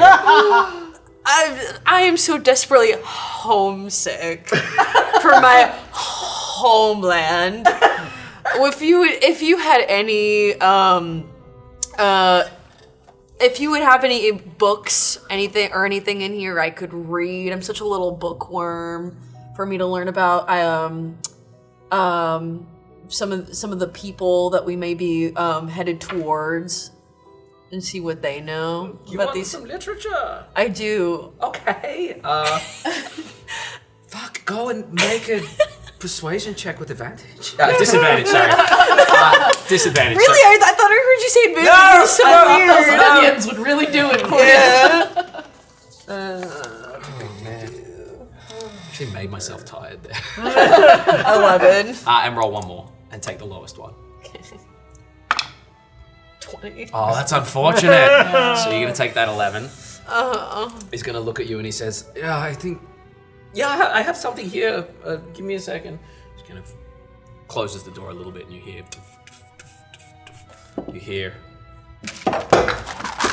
Fuck. While this is happening, I'm like checking my breath, like. It's bad. Bad. Yeah. He comes back and he's got like a little pamphlet here. Okay. And he's just gonna. Yeah, it's an old pamphlet, but you might find it useful. Okay. Good night. Okay. Halitosis and how to deal with it. You got roasted. Meanwhile, Jesus walking by on the way there. Oh, I didn't know you liked to read. There, what have you got there? Don't worry about it. I like shove it into my cloak thing. Just gotta quickly like prestidigitate on my way back so it smells like vanilla. Excellent. Lovely. Excellent. And then head down to my bunk that is, I believe, in a bit of disarray, and spend the next 4 hours systematically cleaning and organizing everything in the area in lieu of sleeping. Excellent. Night passes. If someone could go ahead and roll a d20 for me. Not it. 16. Okay, cool. The night passes. Vocal warm up. The night passes. As the night passes. That's gonna be a weird cut. They're gonna be like, why do you sound like that all of a sudden? As the night passes. So did the days of our lives. Like sands in the hourglass. Night passes, you all die.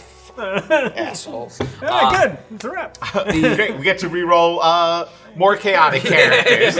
More chaotic? As the ship rocks, some of you may find it relaxing, some of you may find it unnerving. And as night passes,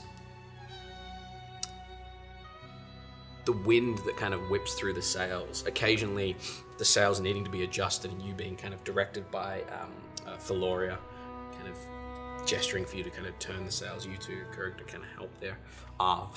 And as the ship sails on the wind, there's just a very light melody that makes your hair stand on end. Just a very light melody. It's kind of comes and goes very quickly.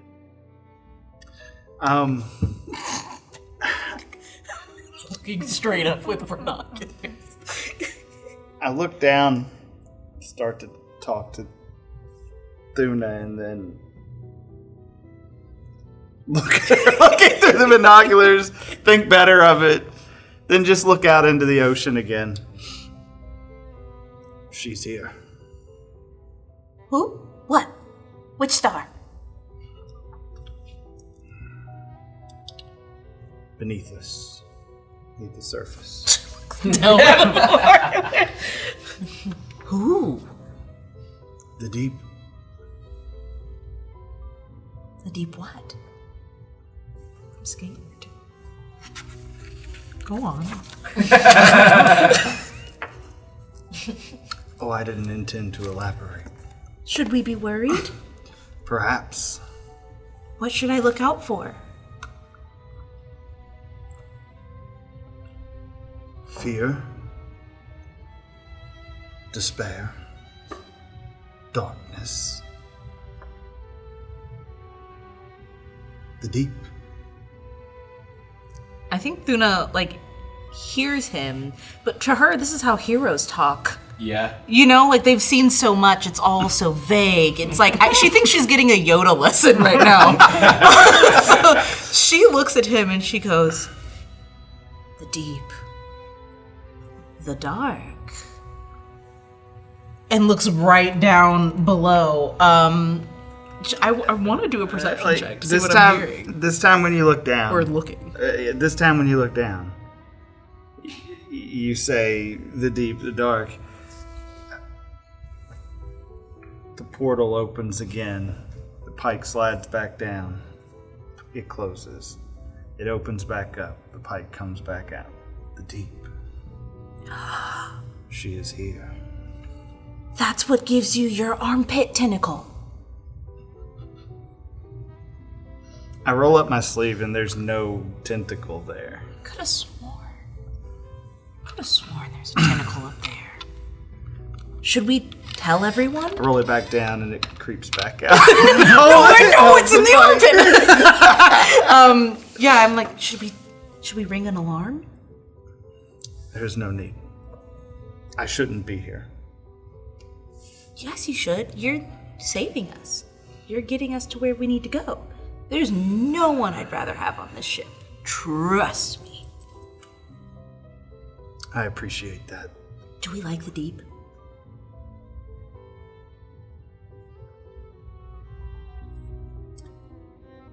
There's comfort in the silence, the darkness. You're right. The I think she's gonna put down the binoculars because clearly she's not like seeing anything. So she's gonna like put them aside and like just grip the crow's nest like edge and peer over. And I think she's just like keeping her eyes and ears open for anything. Looking like less to the distance and more like Below. settling. Yeah. Make a perception check for me. Hot dog.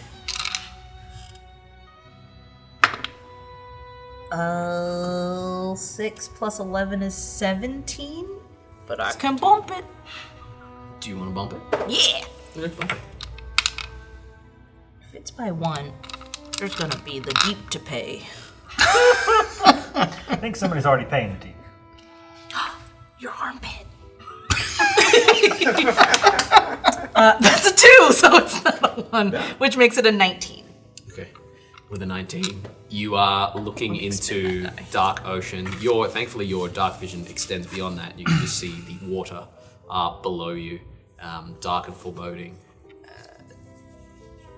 You strain and listen as much as you can, but there's no sound that you can hear. Just the wind whipping, the ocean splashing. No melody, no music. Then I think she thinks she's just not hero enough yet. Like she hasn't reached that level of experience to know how to listen to the waves and to like know how to pick up on these things. Yeah. So instead, she's just like peering, like straining, and when she doesn't get anything, she turns to Elijah and goes,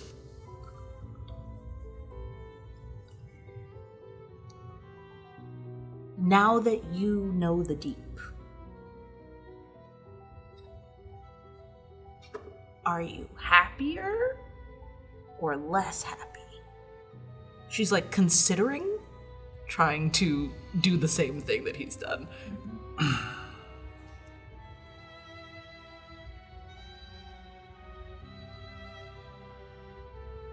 I have made a number of bad decisions in my life.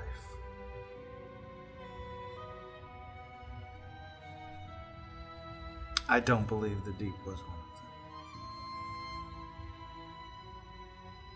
them. And this like new sort of determination comes across her, and she goes, "I'm gonna go downstairs."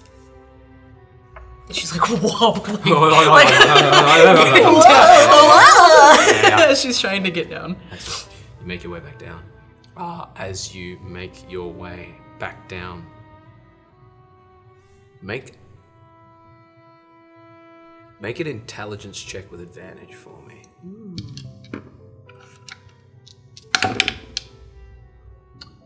15. 15. As Thuna leaves, you think to this vessel, you think to the task set upon you by the person who set it upon you, and what has happened previously. The ship being brand new. Was that done in order to mask the fact that you're upon it?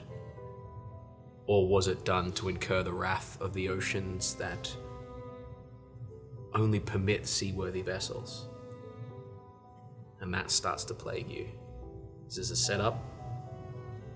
Or were you set up to fail, or were you given the tools you need to succeed?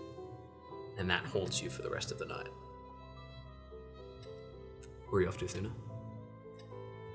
The kitchen, but not to chop onions. Okay. I want to grab a bottle. Beautiful.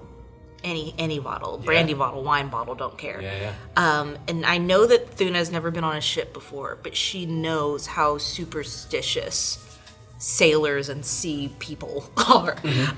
And she's You like, can say seaman. well, I wasn't gonna go there just yet. But she knows that there's a lot of like ritual and a lot of respect and a lot of like superstition around it. So she knows very few rules about the sea. And so one that she knows for sure, she grabs this bottle and she goes running back out to the deck, but probably in the back. And she hooks her arm around like a railing, and she leans over as far as she can and tries to smash the bottle on the side. stern. Yeah, Excellent. because that means it's a real ship and it can go on the voyage now. Excellent. And she saw how spooked he was, so maybe she doesn't know that he's now spooked. But like the way he started talking, when usually he's just very calm, instructional. Like she's like, oh god, every measure, yeah, like smash. And she's gonna try and just smash it, just to Easy make enough. the- Yeah. Smashes against the side of the ship as you christen it.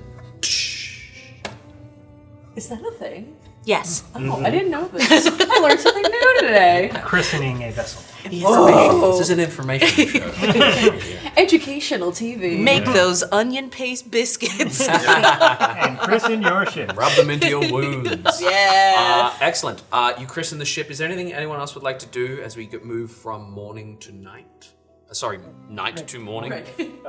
If Krirg is finishing up his watch and as he's coming to bed, Percival will be there like tugging, and I'll be like, okay, and I make my way over to Krirg.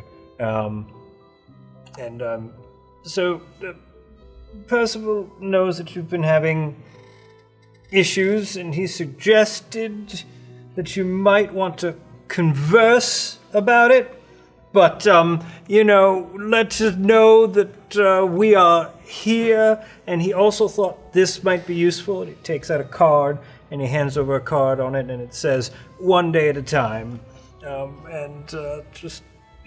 So I don't, if you're having issues, so horrible at this. I don't know why. Okay. Really should be Thuna. She is much better at listening than So, if you need to converse, we are here for you. And, if you want to try something, I find, cleaning, brushing like this very cathartic. Or, maybe like standing like a tree. I think that works. You can talk. I guess it all started when he was real little. Me parents. And Krirg goes into his backstory.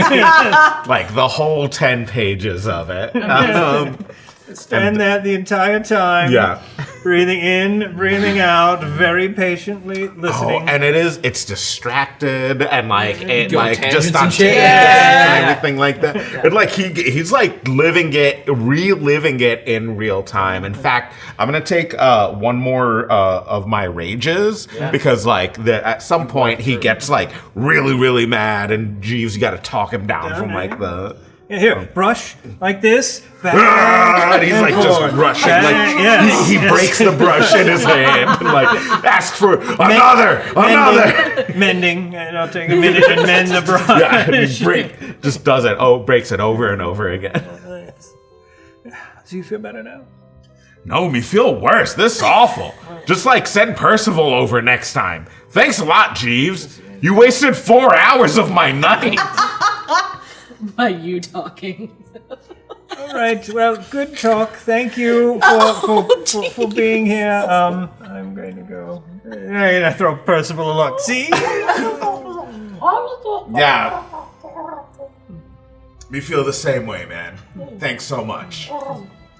Good night, Percival. Night, Jeeves. Good night, Krirg. You stomp downstairs. As you stomp downstairs, we move through the early morning into the sun rising right in front of you. It's beautiful as you head east. As the sun peaks over first that beautiful hue coming over, and then as the sun peaks over the horizon there, we begin another day. As we begin our second day of travel here, it is overcast. It's cloudy. The slight threatening rumble of thunder far off in the distance in the direction you're heading. And the ocean, where the waves have been kind of steady, the swell has been steady, there seems to be like cross sections where the waves, when you get super waves, when two waves kind of collide and they spike and then almost triple in height, that seems to be happening around you with alarming frequency. As the captain kind of wakes up and relieves Thaloria. Thaloria, what's your passive perception, Crew? 15. Shit. She kind of walks past you as she heads downstairs, and as you're waking up, she's kind of creeping past your bunk to get to hers, and she actually goes past hers to like a couple of bunks down, and she kind of gets in and goes. She's like.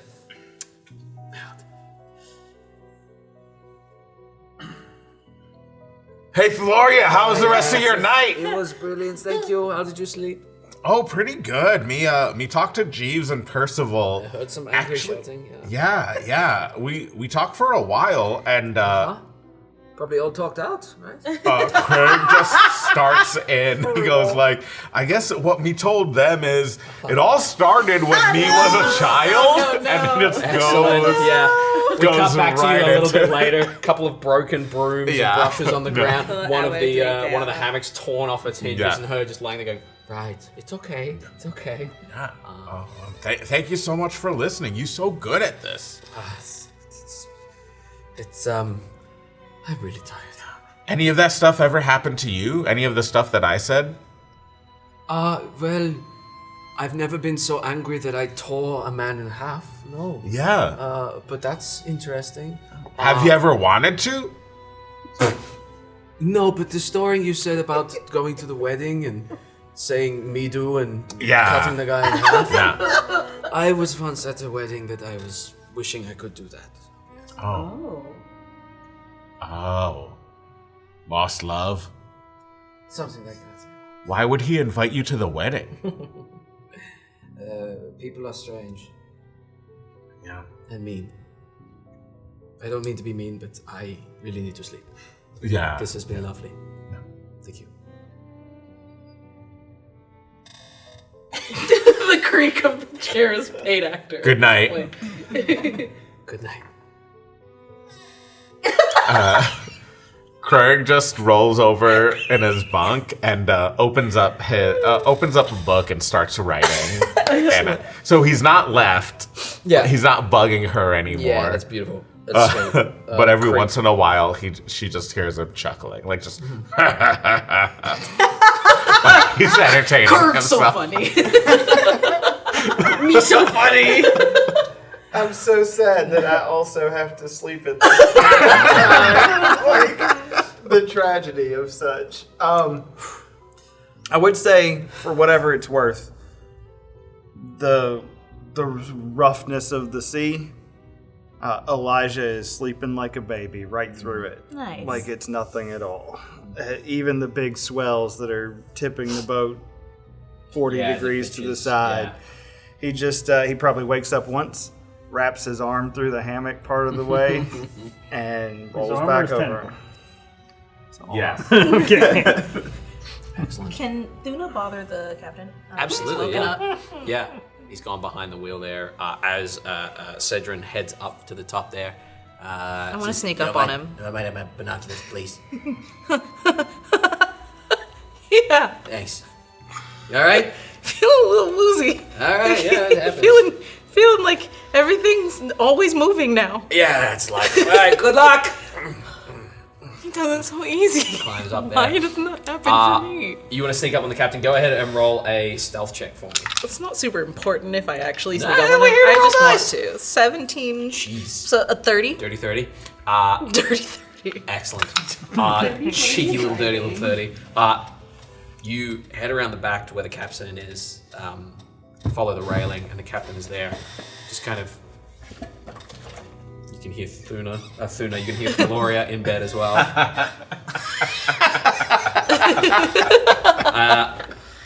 You head up to the captain. He is behind the wheel. He is looking up. Cedrin kind of gives him an okay. And he just kind of holds the... I just want to stand there and like when he looks down, it's just like, oh, I just want to make sure he knows that I can get to him if I want to. Okay. He's looking like up and out. Still looking up and out. Still looking up and out. He glances around the deck, and there's none of you there. Ah, fuck! Good morning. Good morning! trust you had a good sleep or a good whatever you did while I was sleeping. What's your name? Captain Edwin. Yeah. It's getting late, guys. It's getting late. No. Not the name you told us yesterday. What's your real name? Captain Edwin? You want my first name? Edwin's your last name? Yes, Captain Edwin. Yes, I would like your first name, please. Okay, Edward. Edward Edwin? Yes, my parents were not very intelligent. Where are you from? I'm from Uciar. They don't talk like you in Uciar. What do you mean they? There are many types in Uciar. Right, and That's- the accent that you're giving me is not the way you were just talking. Remember when I scared you just now? How could I forget? And also last night. What? And also when you muttered to Jeeves. So what are you asking? I don't quite understand. I don't know if there are these scrying orbs. I didn't see what Jeeves saw. So she's going to use her telepathy to put her voice in his brain. And she's going to go... invasive. Yeah, she doesn't have many boundaries. She's going to go... Look, I know a lot about pretending to be someone you're not. You're doing it. If you're trying to get anybody on this ship killed, if you're hiding something from us that could kill us, I will kill you first. The fucking nerve you have. Come on my ship. Threaten me. I want everyone on this ship to be safe. That's what all this is about. We get there, we get what we need, we go back. Debts are paid. She's smiling, looking out at the beautiful sunrise. Yeah, he's just staring at us. They're both just like... and she I've goes... technically got 4 days till retirement from the house. Don't screw this up for me. I would typically have a full fucking crew. And the house has saddled me with these idiots. You know when you get so close to your goal and then all of a sudden the world throws shit in your way? She just You like can't nods. can't help but think, is that intentional? Is whoever's in charge doing that on purpose? Well, welcome to the fucking sparkling fandango. That was said so much better. Yeah, so in her true voice and Yeah. in his mind, Yeah. she goes, now that I believe. And in her outward voice, she goes, okay, I'm gonna go make breakfast, bye! Maybe bring me something I could do with a snack. I'll bring you so much food. Thank you so much. And she's gonna skip off. And you skip off. As you skip off, as the day begins, you head further and further into these dark, kind of stormy storm clouds. What a great way to describe them. We're definitely getting towards the end of the night. The stormy storm clouds. They're so stormy. Stormy and stormy night. They've got this storm essence to them. There's stormy noises coming from them. And this Desert Storm by Sting is playing. they are in the shape of Stormy Daniels. What other storm things can we get out there? What other storm? What? As you head towards these, let's look up some synonyms. Dark, foreboding, dangerous, storm clouds. You sense a nervousness fall over almost everyone on the ship. Besides yourselves, I'm not going to tell you how to feel, but a nervousness that falls over everyone. Some people's armor has been chipped away at. Some people are incredibly tired, having been spoken to a lot, but still talking. And as this day begins, knowing that you should get there tonight or tomorrow morning, one of the two, the wind shifts 3 or 4 times over a couple of hours, to the point where the captain's scrambling to, Jareth is scrambling to kind of get the sails pointed in the right direction, trying to catch some of it to try and tack back and forth to get to the right point. It's a big ship, you can't really tack like a sailing ship would, like a smaller vessel would, but they're doing their best. And everything just feels like it's against you right now. As you begin the day and move into the early morning and afternoon, the captain, frustrated and sprayed with sea spray, says, "Right, I'm going to go sit down for a moment." Looks at you, Jeeves, and says, I'm going to check in with our employer and just double check that everything is still on the go. I can't help but feel things are getting a little more treacherous than I thought they were going to be. So, if you're welcome to join me if you wish. And kind of steps on in. If you can make a wisdom saving throw for me. Ooh, baby. I would like to not. You got it. 19. 19, beautiful. Thank you. Captain steps into his office and kind of leaves it ajar there. I'll follow. You step on in. He shuts the door. Is anyone taking the helm? I will say that Jareth will probably go to take the helm. Okay. He actually looks at you, glances at the stairs, and looks at you, and then starts to run. Grabs the wheel. And then I go grab the sail to do what he Okay, cool. I still help Excellent. him. Beautiful. You step in. As you step in, shuts the door and says, "Did you tell someone? Did you tell someone we're looking for spies?" Why would you suggest that? Because I had someone berate me and poke at me and get in my head trying to figure out whether I'm some evil doer or something. Oh, well, it wasn't me. The shaggy defense. Really? I mean, I did not send anyone after to accuse you of anything.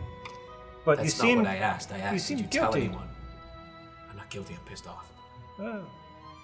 Well, you should try some anger management.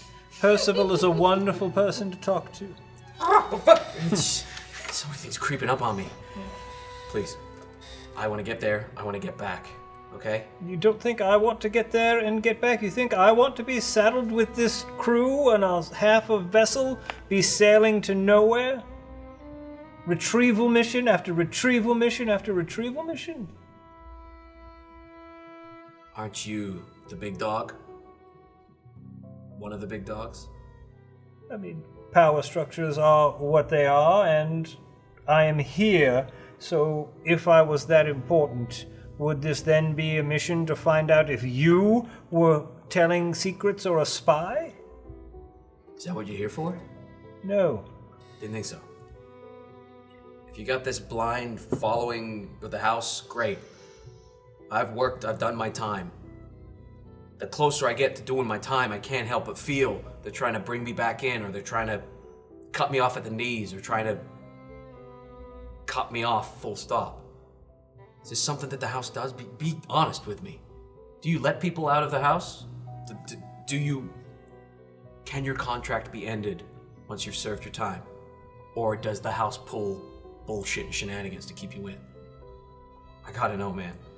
I have never known Jacob or the house to be more than forthright with their dealings, but I also know very few people that have successfully managed to end and pay their debt. But it has been done. Alright. Alright. Now, are you sure there is nothing else we should know? Because if you can help me, I will help you. You're sailing with a Nevium guy. Indeed. You're sailing with a creature that can look into minds. Also true. We are sailing with a drow that hails from Nevium. And we are sailing with a halfling that's from up around Valorith. That's all I know about these guys.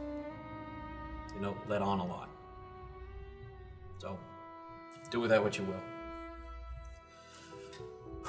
Alright, thank you for for your candor. Apologies for the, should have seen me 5 years ago. I was steady. Well, I mean, some brandy helps with the steadiness. And again, Percival, wonderful to talk to. Just, if you need... Well, of course. Oh, fuck! He's running that side now. Put a bell on that thing. Okay. I will also look and inquire if anyone was poking in your mind. And tell them if we can find the guilty party, we will try and not interfere without your permission in the future. It's just very rude to mess in somebody's mind without asking permission first. Yeah, I'll say. All right, thank you. Steps back out, opens the door, and gestures for you to... I wait for Percival. You all step out. What else is going? What are you up to, Magnazella, today? It's a new day. It's another day. Oh my god, he's next to normal? Oh my goodness. I was in Next to Normal back in, not in Australia, but in a production of it in Australia. We gotta talk later. I was with two doctors, It's amazing. Dr. Fine and Dr. Madden? No, what's his name? Can't remember. Wow. Good shit. I want to go hang out with Cedrin. Is that? Yeah. Yeah, I want to go. Cedric the Navigator? Yeah, go pick their brain a little bit. Okay. But before I do that, I take the pamphlet that the captain gave me, and I just burn the. I just go, just like burn the singes around it. I'm like, screw you! Just ashes into the ocean. Just whatever. So then I crawl up the little ladder thing. Pop up. What's up? What? Oh, hey. Yeah, hey. Watch me make this NPC not want to talk to you. No.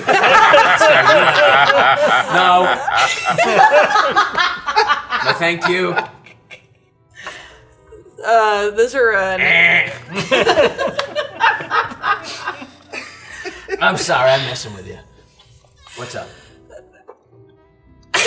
Great chat. All right. I really like those binoculars. Are those? Did you bring those on the ship with you? They actually came with the ship. Yeah. Do you know? How long have you been working on this ship? This ship? Mm-hmm. A couple of days. Brand new ship. Oh. Have you worked on other ships prior to this? Yeah, I worked on a couple of ships. Yeah, not for long. A couple weeks, month or two at most. Mm-hmm. That's okay. And automatic. Can I His see? eyes are huge in there.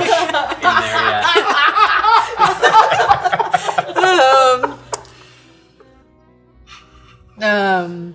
I'm curious. Have you ever been to the? Have you ever worked on a ship that's been to a place called Valorith by any chance? Valorith. It's the north, far northeast. Mm-hmm. Yeah. No. I've been around that area before, but I've never been to that place. Interesting. Yeah. What about you? You ever been on a ship? No, my first time. So, I'm just kind of getting a lay of the land, learning how everything works. Lay of the land. I like it. Well done. Yeah. I memeant to do that. I'm good at humor. Sure you did.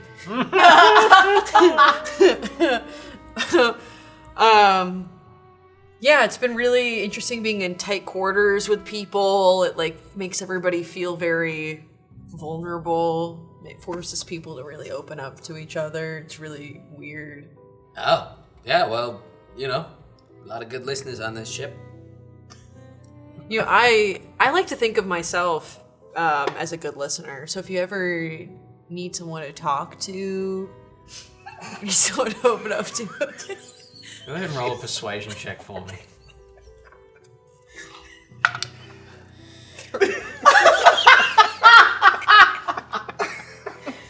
Oh my god. That's a 2! Sorry, what was that? The wind was blowing. Ever need what? Can I see your binoculars? Can I try them on? Try on. What can I see? Everything looks really, really small, and you realize you got them backwards, so you have to like, turn around, pop them back in. Go ahead and roll a deception check for me.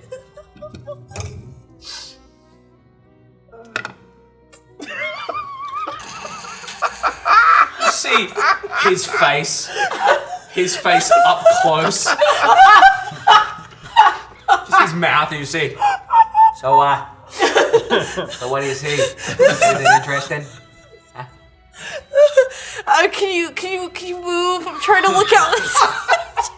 Takes a step back. He takes a step back. You just see open ocean. In the distance, what looks to be a speck of something on the waterline there. Do you know even where we're headed?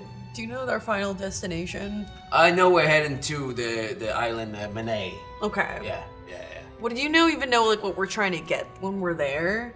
No, we've been told to take you there and wait in the harbor, and then let you guys jump back on board and then head off. We assume we're picking up whatever they usually pick up from there. What do they usually pick up? I don't know. From what I was told, it was some kind of like jerky meat. Yeah.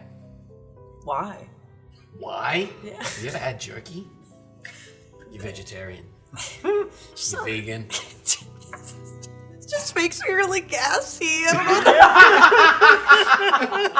The ship! I'm so vulnerable! It's okay. Don't worry. Something about being on the water. Something about these waters, but not on the onions. Oh, yeah, God. the water and the onions make the tears flow. I get it. Yes. Listen, you got nothing to worry about. You're doing a great job here. I can teach you how to navigate. Sure. Yeah. That'd be a good skill, good resume builder. Yeah. So, you see where the sun is? Yeah. Yeah, okay. When it's directly overhead, it's 12 o'clock. Okay. No idea where you are in the world, because you could be anywhere if it's sitting there. Right. If it's morning and it's to your right-hand side, Yeah. you know that north is straight ahead. If it's morning and it's in front of you, you're heading to the east. And then if it's on your left-hand side in the morning, you would be heading... West. You would be heading Diane West, yes. Great. Okay. I've learned so much this Can I morning. have those back, please? Sorry. Thank you. Puts them on. How do your eyes smell like onion? It's been a wild last 24 hours. Well, Did you know that onions are really great healing? They have really great healing properties. really? Yeah, it's because of all the layers. It's good. It's good. We have this thing back where I come from called jokes. Okay. Why don't you tell me one right now? Type 5 time. What do you got? This is payback Lay it on for me. how you treated that furball. Lay it on me. What if it's a performance check and then whatever you roll is how good your actual No, joke I think we're is? gonna go for a real joke here. Real joke. I love jokes. You kidding me? I love jokes. I love jokes. Yeah, see, So much. I have been working so hard on this thing called a type 5. Right. Okay. But the thing is it's in a really good spot to where I feel like you have to pay me to see it. Roll persuasion check. I really do like jokes. 7 versus 6. 6. Maybe I'll pay you what it's worth. You know, Yeah, it's good exposure for you. No.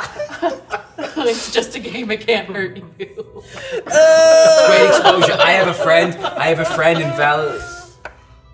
I have a friend on the mainland. Yeah? I have a friend on the mainland. Go back. In this What? mainland. Yeah, say more. Sorry, say more. I cut you off. No. I'm just saying I got a friend on the mainland who owns a club. He'll probably get you a spot if you wanted to. Yeah. What's their name? Their name? Yeah. Oh, I want to hear the Type 5 first.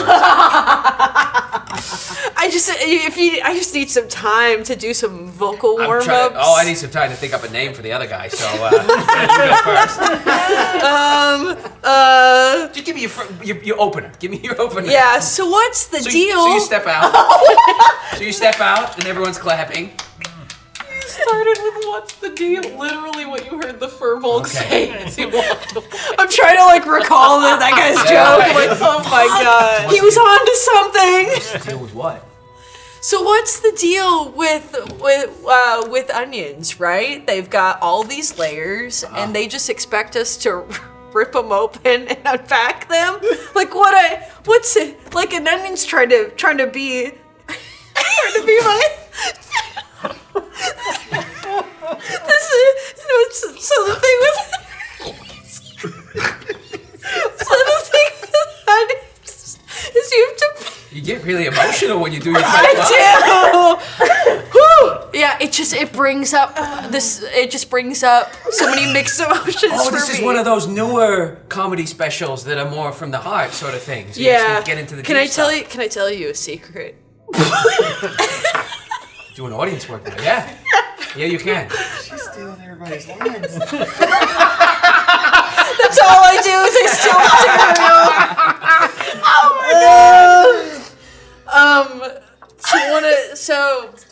I had a a while back, I had a really important task that I was supposed to do. I won't get into much further than that, but the reason that I failed at fulfilling this important task was because I did go to an open mic and bombed, and it was very embarrassing for me, which is why the emotions come up for me. And I think in the spirit of vulnerability here, I'm being very vulnerable with you and talking about this experience and how traumatizing stand-up comedy is for me. And so I think as a repayment for me being vulnerable, you could give me the name of this person you were gonna tell me about. That's your opener. Okay. You opened the notes or? Not right now. Of course. I was just so vulnerable. I completely understand. Right here. Right now I more just need some like words of affirmation. So well, like look, you've got the enthusiasm, which is, part of the most difficult thing. You want to look, as I look at my names here, you want to look for Audric. This is my joke book. So I'm writing it next to my jokes. Hang on, can you flick past that first page? Is the rest of it empty? It is. Okay. You know what? The hardest part is starting. You want to look for Audric at the Laugh Factory? Why not? I don't want to dox myself, but I am from outside of Valorith. Yeah. Good joint there. Shit. Sorry, I dropped my binoculars. Look. Wait, they go all the way down. Fuck!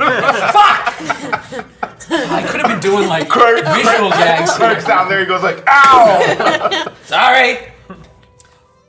I would say that you gotta work on it, obviously. The onion thing's great. I would save the emotional part for like later down the line. Okay, fair enough. And then hit him with it.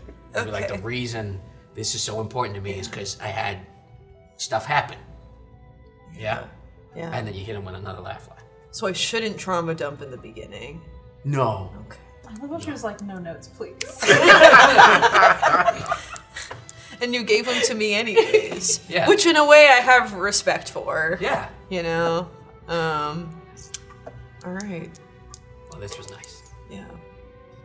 I don't know if any of this was usable, but this was a silly time.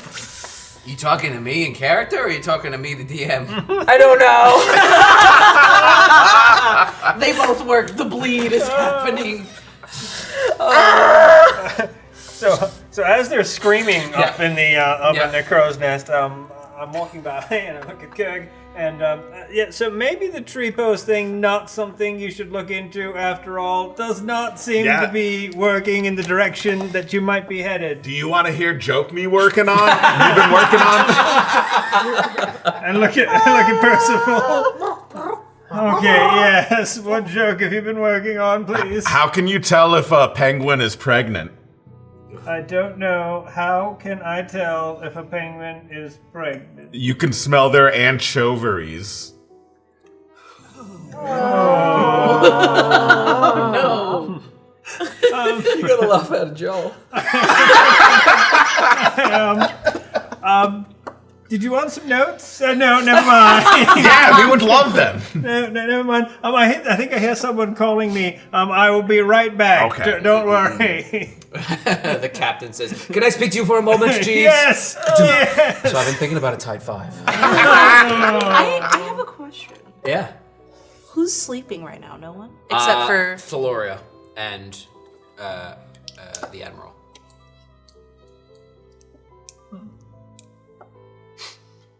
So no, moratorium on jokes for the rest of the voyage, I think, would be better. But anyway, how close are we? I thought we were in the neighborhood. It looks as if we're about. It looks as if we should get there just after nightfall, and whether we sit out in the ocean and go in the morning, or whether we go in, whether you go in or not is up to you. But we'll get there then. What time is it now? Right now, it is like probably after all that, 5 p.m., 4 or 5 p.m. So like you've had a day. You can let me know if you did anything else during the day, and then in like 2 or so hours, it'll start to be sunset, and then third hour you probably Sure. I'm spending the rest of the day living in like the vulnerability hangover. And I'm just like going back to my bunk, and I'm like, what have I done? Okay. I would love to ask Krirg for a favor. I want to make dinner for everybody. We'll serve it a little early. I want to say, hey, Krirg, could you call Thaloria up for dinner? Yeah, you got it. Thank you so much. Heads on down, goes to grab Thaloria. I'm setting plates and waiting for everybody to come up this way because I would like to check everyone's belongings down in the bunk area. Okay. Yeah. You wake up Thaloria. Yeah. Yeah. Hey, you need it upstairs. Of course. Yeah, Thuna want to talk to you. Thuna want to talk to me. Yeah. That it. And then Krirg just leaves. Dinner. It's like Thuna wants to know what she does. She heads up. Admiral's down here as well. Just sleeping away. Okay, beautiful. Head upstairs. As Thuna heads upstairs, what are you doing? I've set plates for everybody on the galley table, and there's just a big pot of hearty hot stew. Thuna's go-to is stew, and it's gonna feed enough people. So she's waiting for everybody to start filing in, and once she sees Thaloria and Krirg, she's gonna head down to the bunks, and she'll be like, okay, I think we still have a couple sleeping campers, so I'm gonna go check on them and make sure everybody gets up for dinner. Okay. And then head down in. But once I'm close enough, going invisible, I'm gonna start rummaging through not our stuff. I trust everybody in our crew. I want to start checking their belongings. Beautiful. Go ahead and make an investigation check for me. Sure. As you creep downstairs.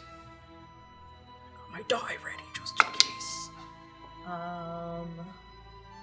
That is a 13. I'd like to add a psionic die to it. Perfect.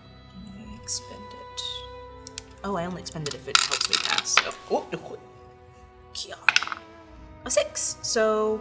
19. Yes. Beautiful. You start to hunt through belongings. You're focusing on Thaloria, or you're going through whatever you can? I wanna go through Jareth, Thaloria, and Excedrin's belongings. Yes. Excellent. Wait, did he die? No longer with us. Excellent. Jareth stuff you go through. It is a mishmash of old kind of letters that seem to be hand-drawn by someone else, and pictures that are hand-drawn in letters from some sort of not lover, but not lover. Like there's a mix of like, yo, what's up, and also like, hey, what's up? Oh, I gotta Let's protect him. single you up. Yeah. It's very. I gotta protect him. Okay. Yeah, He's a yeah. lover. He's a lover. You go through Cedrin's stuff, and it's interesting. Cedrin's stuff is way more organized than you expect, and kind of very well padlocked and wrapped up. Yeah. And you're able to kind of fiddle your way through and pop open what seems to be almost like a diary that tells of him leaving Valorith after something happened in his life. He saw something, refers to it as the incident, and he left Valorith long before the artifact went missing. Left Valorith and went down through the wilds on like a safari sort of thing, and had a few like close calls and encountered what he describes as an enormous eagle, a gigantic eagle that almost kind of carried him away. He ended up in Uciar, and he ended up in Uciar homeless, essentially, and had to work his way up doing bits and ends for the house. First stealing, and then slap on the wrist. He was spotted or grabbed, essentially, by a lieutenant, blonde-haired woman that he calls Ms. Scrike, and she kind of gave him his opportunity to pay back a debt. And then you go to Thaloria's.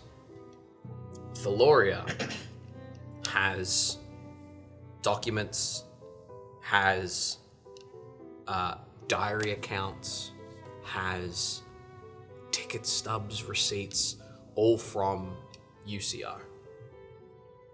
There are receipts for like a grocery bill that's been kind of crushed up and put in there. There are receipts for... With your investigation check, there is enough evidence there to show that it's possibly a little too much evidence, maybe, that someone's from UCR, definitely from UCR. Here's my UCR passport and the driver's license there, and all that sort of stuff. And as you're rummaging through, you just hear footsteps. Oh. And Thaloria's come back down with like a plate, kind of like a plate like bowl, and she's gonna eat it in bed because it's technically hours before she has to get up. Yeah. And she just comes down, and as she comes down with our admiral there sleeping, with you invisible, with the rest of you up on deck, we'll go ahead and leave our session there. Thank you for joining us at Hit Points Not Required. Remember, hit points are not required to have a good time and to ride a tight five. Get on that tight five, guys. We know you've got it in you. Well done.